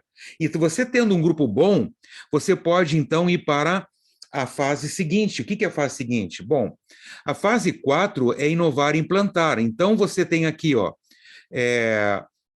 como eu posso, né, mudar e fazer com que as pessoas cada vez mais estejam se percebendo quem são em Cristo Jesus. E a fase 5 nada mais é do que colocar em prática ou manter em funcionamento a fase 1, 2, 3 e 4. Tá? Então, olhe para a fase 4 e a fase 5. Elas estão ligadas à casca da cebola em certo sentido. Por quê? Porque você vai ver treliça, estrutura, estratégia, horário de culto, você vai ver modus operandi para que você possa veicular oportunidades das pessoas saírem lá de onde estão e chegarem onde Deus quer que eles estejam. Então, o comportamento e artefatos. Então, observem aqui, a fase 1, ela concentra no nível fundacional. O evangelho chegando ao coração, mudando a visão, estabelecendo o sistema de crenças a partir da palavra de Deus.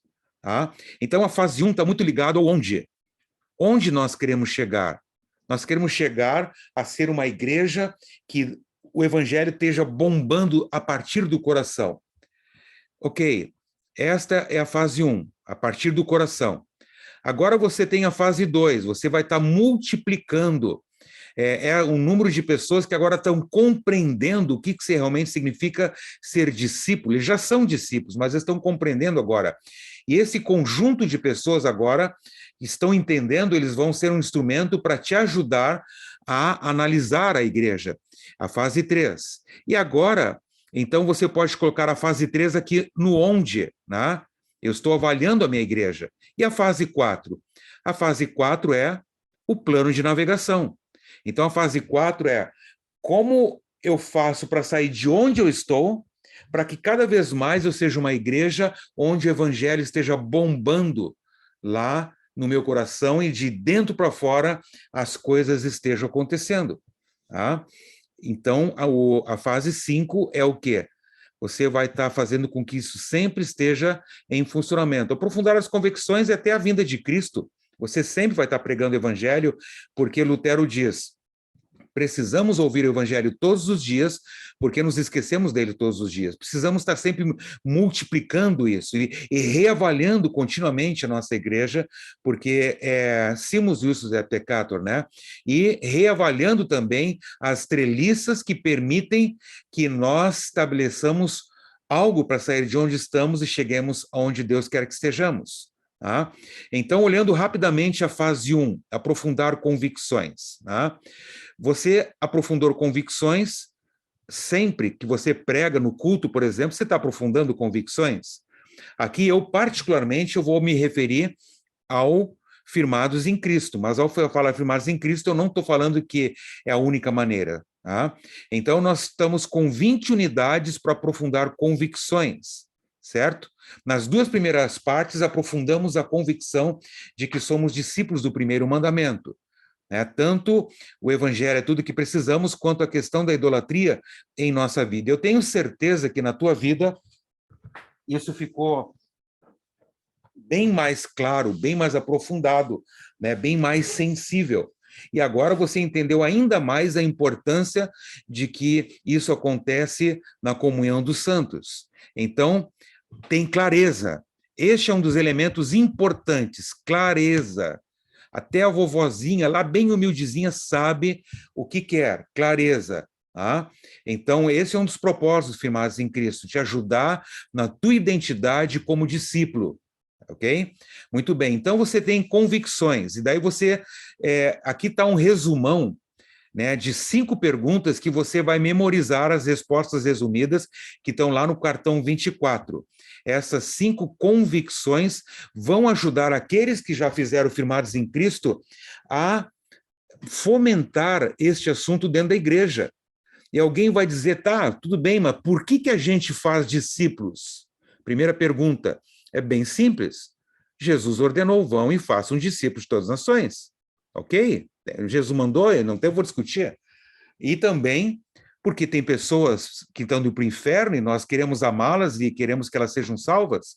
Pronto, matou a charada. Alguém chega na igreja, tá, pastor, vem cá, agora vocês só estão falando em fazer discípulo, o que é isso? Daí você fala, você não, mas o membro vai saber como falar isso aí, de forma bem resumida. Daí vai, tá, mas o que é um discípulo? Você já decorou a definição de John Plessy, você lembra as 3 partes do catecismo. Discípulos são aquelas pessoas chamadas à fé pelo evangelho, vivem pelas promessas de Cristo, tomam a sua cruz e seguem a Jesus. Veja as 3 partes do catecismo. Então, você tem aqui, discípulo é alguém que é salvo, justificado por Deus, é alguém que é aprendiz, está aprendendo a palavra de Deus, segunda parte do catecismo, e alguém que é enviado ao mundo, segue a Jesus sob a cruz no dia a dia, nas vocações. Então, salvo, aprendiz e enviado, 3 palavras. Tá? Você percebe que estas 3 palavras aqui, elas falam exatamente do que significa ser um discípulo. Tá? Então, você tem, primeira parte do catecismo, você evangeliza alguém, você está discipulando alguém, levando alguém a crer. Tá? E agora você está levando essas pessoas a ensinar tudo que foi ordenado por Jesus, a parte lá da grande comissão. Então, o A de aprendiz. Né? A comunhão dos santos é uma comunhão de pessoas que estão aprendendo tudo aquilo que Jesus ensinou, como está em Mateus 28. Né? Então, o enviado, agora você vai levar essas pessoas a viver esta fé no dia a dia. Então, você tem as 3 palavras aqui. Agora você percebe que Mateus 28, 19 e 20 também fala dessas 3 palavras. O que é um discípulo? Alguém que é salvo, batizando-os em nome do Pai, do Filho e do Espírito Santo. Alguém que é aprendiz, ensinando-os a guardar todas as coisas que tem ordenado. E alguém que é enviado, vão e façam discípulos de todas as nações. Então, o que é um discípulo? Alguém que é salvo, aprendiz e enviado. Tá? Muito bem. Ah, tá, mas então como é que se faz um discípulo? Ué, não tem mistério nenhum. Jesus disse, né? Vão, façam discípulos pelo batismo e pelo ensino. Tá? Então, nós fazemos discípulos pelo batismo e pelo ensino, a conversão, a evangelização e o ensino da palavra, ok? Muito bem. Então, existe um plano de curso, ok? Você evangelizou a pessoa, e agora você leva essa pessoa para crescer na fé, e leva essa pessoa agora a pensar como eu posso te ajudar você a ser um bom pai, uma boa mãe na sua vocação, um bom patrão, um bom empregado, um bom cidadão, um bom político. Todas essas coisas estão na tábua de deveres. Vamos ajudar os membros a fazer diferença nas suas vocações, né?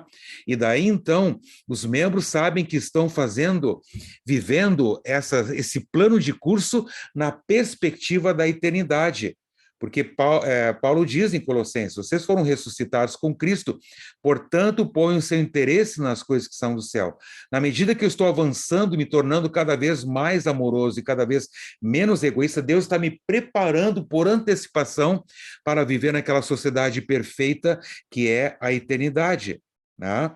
Então, eu vivo a vida na perspectiva da eternidade, porque Cristo é a verdadeira vida de vocês, e quando ele aparecer, vocês aparecerão com ele e tomarão parte na sua glória. Então, você coloca a perspectiva correta para os membros. Daí ele vai dizer, tá bem, quem faz discípulos? Né? Discípulos, Jesus falou em Mateus 28:16, façam discípulos. Discípulos, façam discípulos. A pergunta é, se refere aos pastores? Então, eu quero deixar claro para vocês que eu tenho a minha opinião, mas eu quero deixar claro para vocês que existem duas opiniões na IELB.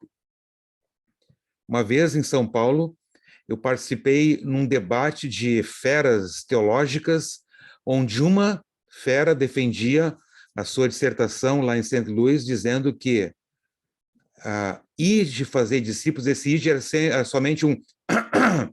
não é um id, não existe o id. E Jesus está falando para os apóstolos, portanto, isso é só para os pastores, não é para os membros. Essa foi a tese de dissertação. E um outro grande fera teológica, num debate, nós, pastores Fux, lá numa reunião de pastores, olhando, né, aqueles fogos cruzados, dizendo, não, nós não podemos adaptar a Bíblia à nossa doutrina, a doutrina tem que ser adaptada à Bíblia. Em todo caso, eu quero dizer para vocês que eu não vou entrar nessa discussão. Eu vou considerar a possibilidade de que se refere só aos pastores. Mas você vai ver meu argumento que, quando a Bíblia fala algo para os pastores, não é um fim em si mesmo. Você já deve ter percebido isso lá no vídeo. Então, vamos partir da hipótese que seja só para os pastores. Porque meu objetivo aqui não é entrar em debate com ninguém, porque a Bíblia como um todo é muito clara. Eu não vou fazer doutrina apenas daquele ponto de Mateus 28. O que a Bíblia diz como um todo? Vamos considerar que Jesus está falando para os 11 apóstolos, ele está falando para os 11 apóstolos, que ali são chamados de discípulos, mas estava se referindo aos pastores. Ok, então vamos lá, o argumento é esse aqui. Pastores, façam discípulos. Tá? Daí você vê Paulo escrevendo aos Filipenses, escrevendo para os cristãos de Filipenses, ponham em prática o que vocês receberam e aprenderam de mim, tanto as minhas palavras quanto as minhas ações. Então, se Paulo é um discípulo, porque ele é um pastor, ele quer que os seus membros coloquem em prática o que ele ensina e o que ele faz. A Paulo, ele discipula outros, então, se é para colocar em prática o que Paulo diz, eu tenho que também, eu, membro, discipular outros. Paulo fala em 2 Timóteo para um pastor, é verdade. Você tem seguido meus ensinamentos, minha maneira de agir e o propósito que tenho na minha vida, e tem seguido também a minha fé, a minha paciência, o meu amor, a minha perseverança, a minha perseguição e meus sofrimentos. Então, Paulo ensina a Timóteo que Timóteo deve não seguir apenas o ensinamento, mas a maneira de Paulo agir. Né? E daí, em 1 Timóteo, Paulo diz para Timóteo, né, não deixe que ninguém o despreze por você ser jovem, mas para os que creem, seja um exemplo na maneira de falar, na maneira de agir, no amor, na fé e na pureza. Então, Timóteo seguiu o exemplo de Paulo, e agora os fiéis de Timóteo vão seguir o exemplo de Timóteo. Tá? Você mesmo deve ser em tudo, diz Tito, Paulo escrevendo para outro pastor, um exemplo da boa conduta. Seja sincero e sério quando estiver ensinando. Use palavras certas para que ninguém possa criticá-lo e para que os inimigos fiquem envergonhados por não terem nada de mal a dizer a nosso respeito. Aconselhe também as mulheres mais idosas a viverem como devem viver as mulheres dedicadas a Deus, que elas não sejam caluniadoras nem chegadas ao ouvido, que elas ensinem o que é bom, olha ali, e aconselhe, que elas ensinem o que é bom. Você está vendo? Então, Paulo está dizendo para Tito, que deveria seguir também o exemplo de Paulo, que ele deve ensinar os seus membros, neste exemplo, as mulheres, para que elas também sejam exemplo para outras mulheres, né? Para que as mulheres mais jovens aprendam a amar o marido e os filhos.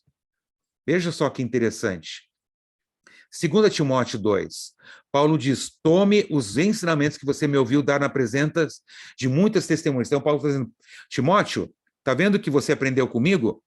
Então, agora, entregue a homens de confiança de confiança. E esses homens de confiança vão entregar e ensinar a outros. Então, Paulo ensinou a Timóteo, que ensinou homens de confiança, que vão ensinar a outros. Você vê uma cadeia aí, né?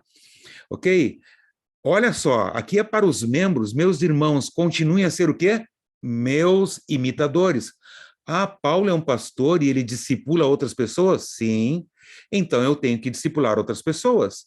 Se Mateus 28 era para Paulo, então eu devo imitar Paulo? Então tudo bem, eu vou imitar Paulo. Tá? E agora, por fim, 1 Coríntios 11, sigam o meu exemplo, como eu sigo o exemplo de Cristo. Então, você percebe que pastores agem não como um fim em si mesmo, para que eles sejam instrumentos de bênção para os seus membros. Olha o que ele diz em Tessalonicenses, para cristãos. Vocês seguiram o nosso exemplo e o exemplo do Senhor Jesus. Embora tenham sofrido muito, vocês receberam a mensagem com aquela alegria que vem do Espírito. Deste modo, vocês se tornaram um exemplo para todos os cristãos das províncias da Macedônia e Acaia. Nosso exemplo e o exemplo do Senhor Jesus. Então, eles seguiram o exemplo de Paulo, o exemplo de Jesus, e se tornaram um exemplo para outras pessoas. Tá? Então, os cristãos seguem o exemplo dos pastores, que imitam o exemplo de seguir a Jesus. Como os pastores fazem discípulos, então podemos dizer que os cristãos também fazem discípulos seguindo o exemplo dos pastores.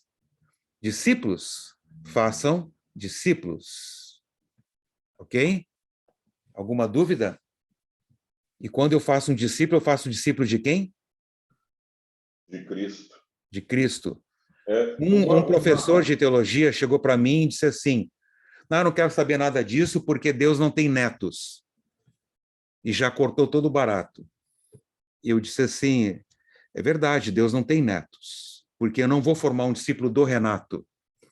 Eu sou um exemplo de Jesus para formar um discípulo de Jesus. Agora, é verdade, se eu quiser formar um discípulo do Renato, então, nesse caso, Deus teria netos, né? Então, a ideia é, eu sou um exemplo de Cristo, como Paulo falou, para que eles sigam o exemplo de Cristo através do meu exemplo, mas eu quero formar Cristo na vida deles e não o Renato na vida deles. É um risco que existe. Mas também a gente não pode cair no extremo agora de jogar a água e a criança fora, porque Deus não tem netos. Você pode ouvir isso em algum momento, daí você tem esse argumento, né? Não, mas Mateus 28 não é para os pastores. Tudo bem, é só para os pastores? Não tem problema. Vamos ver outros textos que falam que qual é o papel dos pastores, né? Fala aí, Horst. Muito provavelmente esse professor está fazendo netos para Deus, né? Ok. Então,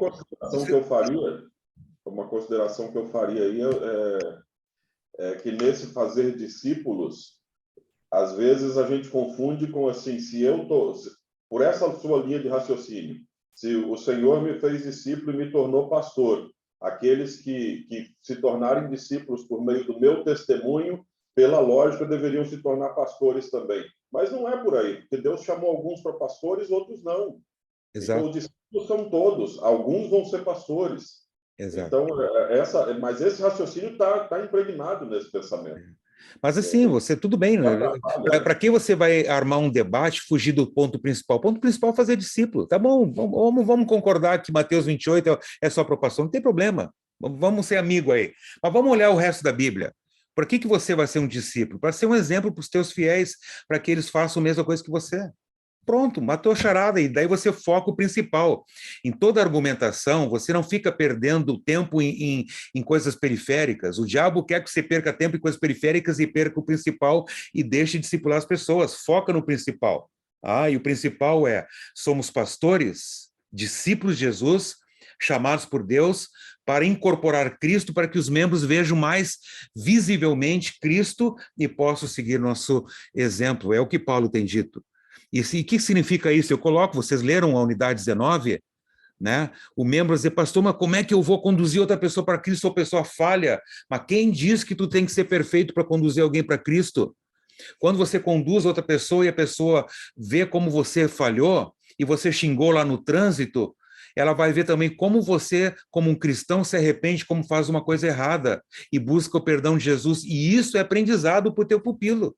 Então, conduzir outro para alguém para Cristo não é um exemplo de perfeição, mas um exemplo de um pecador que está ensinando outro pecador onde está o pão da vida. Né? Então, este é um ponto importante e fundamental. Vamos ficar no básico. E por último, gente, das convicções, onde fazemos discípulos, né? Bem simples, pense na tua família ampliada e pense na igreja também. No lar, né? Você é um sacerdote do lar, você está no lar, então há pessoas no lar, já são todos cristãos, ótimo, discipulado não é só evangelização, é ensino, é evangelização e ensino, são todos cristãos, então leva as pessoas para cada vez mais perto de Jesus. Na igreja, são todos cristãos, ok? Discipulado não é só evangelização, é também ensino, vamos levar para mais perto de Jesus. No mundo, entre a família ampliada, né? Quem das pessoas do teu relacionamento não conhece Jesus? Então, aí você tem um bom espaço. Então, você aprofundou convicções. Agora, os membros estão muito claros. Fizeram firmados em Cristo, agora sabe o que é essas 5 perguntas, e agora nós vamos multiplicar isso na igreja local. Vamos terminar agora, os minutinhos que me restam, renovando a cultura pessoal. Então, você agora tem um conjunto de cebolinhas, né? Pastor, como é que começa isso? Cara, a mudança começa por você, fica tranquilo, é eu e você.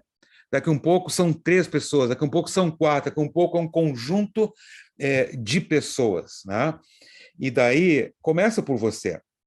Então, vamos lá. A mudança começa por você, a fase 2. Então, você lembra, nobre colega, que essa mudança que começa por você, por isso eu estou desafiando os membros a fazer esse estudo com outras pessoas. Eu quero quebrar o paradigma de que não é que é complicado fazer um estudo com outra pessoa, não é complicado. Mas eu não podia pedir isso para os membros se eu não fizesse um recurso para eles. Então, por isso eu publiquei esse livro como recurso. Eu disse para muitos de vocês, que aqui está até o nome das 3 irmãs aqui no início, 2 daqui, 1 do Sul, elas testaram este material comigo, tanto para pessoas de fora da igreja, quanto para pessoas de igreja, elas fizeram estudo com outras pessoas, depois sentamos, conversamos, lapidamos, daí eu mandei para a editora. Tá? Então, é um material testado já por membros, tá? E muito legal. Ok? Muito bem. Então, para finalizar aqui, colegas, essa mudança começa por você diz assim, me ajuda aí então. Você como pastor está dizendo para mim, me ajuda aí. Vamos impactar outros membros. Você fez firmados em Cristo, você não quer fazer um estudo com outra pessoa? Comenta com os outros que você tem aprendido, senta e junta com essas pessoas, né? Então, é bem interessante aqui. Tá? Então, renovar a cultura pessoal. A mudança começa por você. E eu pergunto para os membros, se a pessoa em ser um mentor na vida de um irmão na fé, ajudando em sua jornada na fé, então lembra do uns aos outros, encorajem uns aos outros, ensine uns aos outros, né? Mas, pastor, eu sou pecador, e agora como é que eu vou fazer isso? Tenho muita coisa para mudar na minha vida. A nossa vida é altos e baixos, até o final da vida vai ser de altos e baixos. Então, se você vai esperar ter só uma escadinha para o céu, esquece, não existe isso. Né? Então, a vida cristã é uma percepção constante de quão desgraçado, sem vergonha, pecador eu sou, e quão maravilhosa é a graça de Deus revelada em Cristo Jesus. Tá? Então, é isso que eu vou dizer. Nós somos pessoas que precisam ser transformadas, ajudando pessoas em transformação. Então, eu vou ensinar para os outros como é que um pecador se arrepende e busca Jesus. Eu não vou ensinar para os outros um exemplo de perfeição, que isso seria farisaísmo e legalismo. Desculpe aí, eu estou em obras, Deus ainda não me terminou, só no céu eu vou ser perfeito. Então, Deus escolheu as coisas humildes, as desprezadas, aquelas que não são, para reduzir as que são a nada as que são, né? Para que ninguém se glorie na presença de Deus. Lembro que eu falei daquela citação, Lutero diz, Deus me livre estar naquela igreja de legalista, eu quero estar naquela igreja daquele pequeno grupo de gente fraca, desanimada, doente, que sabe que é pecadora, miserável, desgraçada, mas que de coração e sem cessar anseia e clama a Deus por consolo e ajuda, crê no perdão dos pecados, é perseguida por causa da palavra. Esta igreja onde as pessoas carregam as fraquezas uns dos outros. E Deus nos prepara, deixando algumas pessoas na comunidade caírem para que outros tenham oportunidade de demonstrar o espírito evangélico. Eu não quero estar naquela igreja onde o fariseu olha para o outro e ele caiu em pecado, eu sou o bom e ele é o ruim, né? Não, eu quero estar naquela igreja de pecadores e que erram e que eu vou errar e que as pessoas vão me ajudar a colocar para cima e não para baixo. E que a disciplina vai me restaurar e não vai me retalhar. Né? Então, este é o foco. Nós temos pessoas na nossa família ampliada que ainda estão distantes de Jesus, eu quero que elas possam conhecer cada vez mais o Salvador Jesus. Fazendo discípulos, nutrindo discípulos e enviando como bênçãos ao mundo. Nós vimos, então, a fase 1 e 2, e agora na unidade 20. Semana que vem, última aula. Gente, vai ser muito legal essa última aula. Nós vamos ver como eu avalio a igreja a partir do pressuposto bíblico, a partir de nossas confissões, como então eu posso inovar e implantar, e como eu posso manter o ímpeto dessas 4 fases, que é a 5ª fase. E assim, nós vamos estar finalizando o treinamento Firmados em Cristo. Daí você vai perceber, ok, eu tive uma visão muito legal das 5 fases, mas eu preciso saber mais. Ok? Você quer saber mais? Estou à sua disposição para te ajudar e aprofundar isso cada vez mais. É o que tem acontecido com os colegas que já estão colocando em prática o Firmados em Cristo, e eles estão dentro de um grupo do Telegram, onde recebem continuamente inovações, ideias e encontros e preparações, certo? E estou à disposição àqueles que quiserem aprofundar. Mas a ideia aqui não é, não dá 19 e 20, fazer esse aprofundamento, mas dizer que existe um norte, existe uma ideia, existe algo que você pode seguir para construir um planejamento. E quem viu o vídeo lá, né, que eu coloquei o vídeo dos 2 primeiros anos que o pastor Éder pediu que eu fizesse aqui, quando eu estava nos meus 2 primeiros anos, depois dos 2 anos de pandemia, a gente tem perseguido aquilo. Eu já estou na fase 5, ainda não, mas eu sei para onde nós queremos chegar. Sei como estávamos, onde queremos chegar, e estamos em andamento nesse plano. E daí o negócio vai indo à medida que as cebolinhas vão se multiplicando paulatinamente em nossa igreja. É um processo. E o importante é saber para onde você vai. Se vai chegar nesse processo ou não, isso aí cabe a Deus, o crescimento. E o plantar ou regar cabe a nós. Certo, gente? E olha, como eu coloquei naquele outro vídeo da moção 13 aqui que eu usei no distrito Mato Grosso, se você viu, né, às vezes eu percebo que o pessoal tem muita informação, concordo, lá no grupo, né, e passam despercebidos os vídeos e tudo. Lembra que até esses vídeos aqui eu já coloquei no grupo lá, né?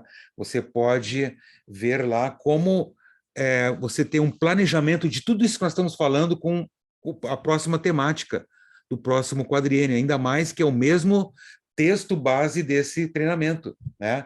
Já que vocês receberam Cristo Jesus como Senhor, vivam unidos com Ele, estejam enraizados nele, construam sua vida sobre Ele, se tornem mais fortes na fé e deem sempre graças a Deus.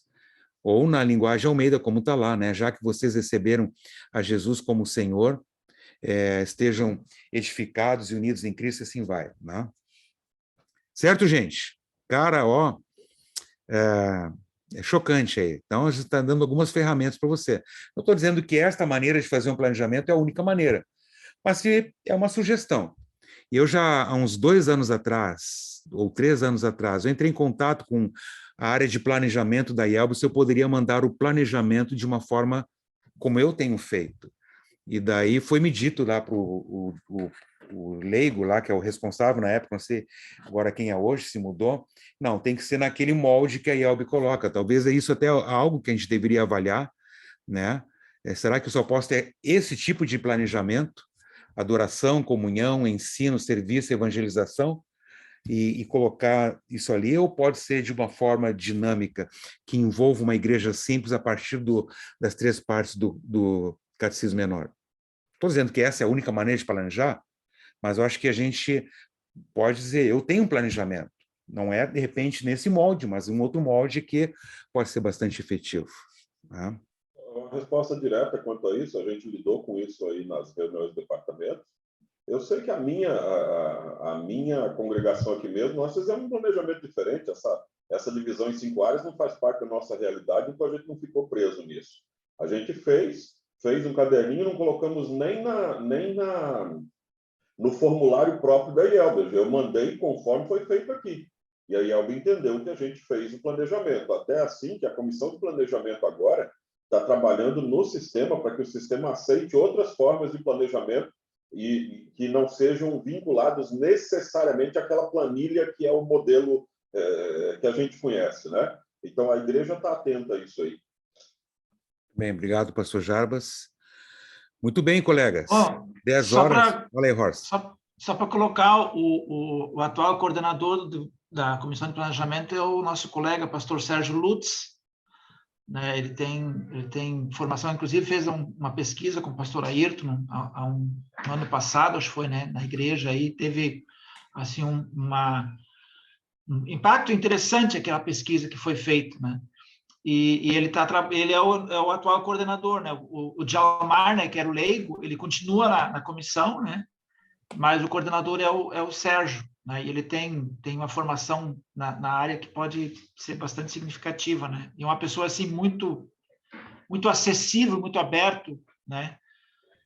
Então acho que é importante a gente ter isso também diante de nós, né? Exato. O Sérgio é aquele que foi, não sei se ele é pastor, ele trabalha na escola? Sim, não, ele é pastor, foi diretor ali da eu sei, Concórdia. Exato, então é quem eu estou pensando, né? Então a gente conviveu um pouco junto lá, eu estive em Porto Alegre, ele era, na época, coordenador, depois se tornou diretor lá da Colégio Concórdia, da Comunidade de Cristo, né? Eu acho que agora ele está em Niterói, né? Canoas, né? Se não falha a memória. No momento, ele acho que não está em direção de escola, ele tem uma outra atividade, né? Um trabalho diferente. Talvez até o Weller possa dizer com mais precisão aí. Sim. Mas tranquilo, gente. Então, valeu. Olha, mentoria vai estar muito legal, nossa última mentoria, ok? Agora, vai ter uma porta de entrada. A porta de entrada é a leitura do artigo Como Discipular um Transsexual. Se não lê o artigo, não pode participar da mentoria, ok? Isso é legalismo. Depende, se não for movido pelo evangelho, é legalismo. Agora, se for movido pelo evangelho, então é uma grande alegria, não tem... entenderam o que eu estou falando. Pastor Erivelton, por favor, o senhor nos dirija uma oração de conclusão, por favor.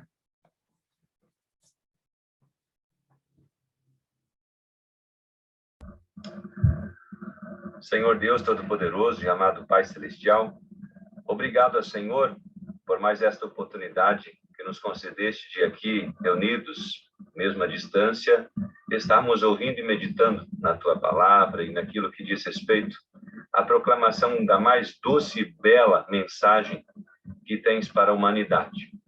Ó Senhor Deus, como é bom saber que nos amas e pelo Evangelho vens trazer afago ao nosso coração. Faze, Senhor Deus, com que, como teus servos, possamos cada vez mais nos dedicar e por ti ser capacitados nessa tarefa, pois sabemos que a seara é grande e muitos precisam ser alcançados para ti. Usa de nós, ó Deus, dá-nos sempre condições, humildade para aprender aquilo que tu tens a nos ensinar e faz com que, realmente, de todos os modos, possamos fazer com que esta palavra maravilhosa possa continuar sendo proclamada. Ó Senhor Deus gracioso, obrigado por este curso, este treinamento. Obrigado, Senhor Deus, por todas as bênçãos a cada um dos irmãos que de todos os lugares têm podido acompanhar e participar. E pedimos ao Pai Celestial que continues a nos conduzir sempre por bons caminhos. Entregamos aos teus cuidados, ó Senhor, especialmente nosso irmão Cleides, que neste instante está a passar por um momento complicado de cirurgia, que tu estejas conduzindo juntamente através dos médicos, do mesmo modo conduze também ao pastor Arnildo em seu tratamento e muitos outros, ó Senhor, que vamos aos teus cuidados. Em nome e por amor de Jesus Cristo, nós nos entregamos a ti, pedindo a tua bênção por sobre nós. Amém. Obrigado, pastor Erivelton. Nobres colegas, um grande abraço, abençoado final de semana e até a nossa mentoria semana que vem, ok? Tchau. Abençoado final de semana, valeu, obrigado.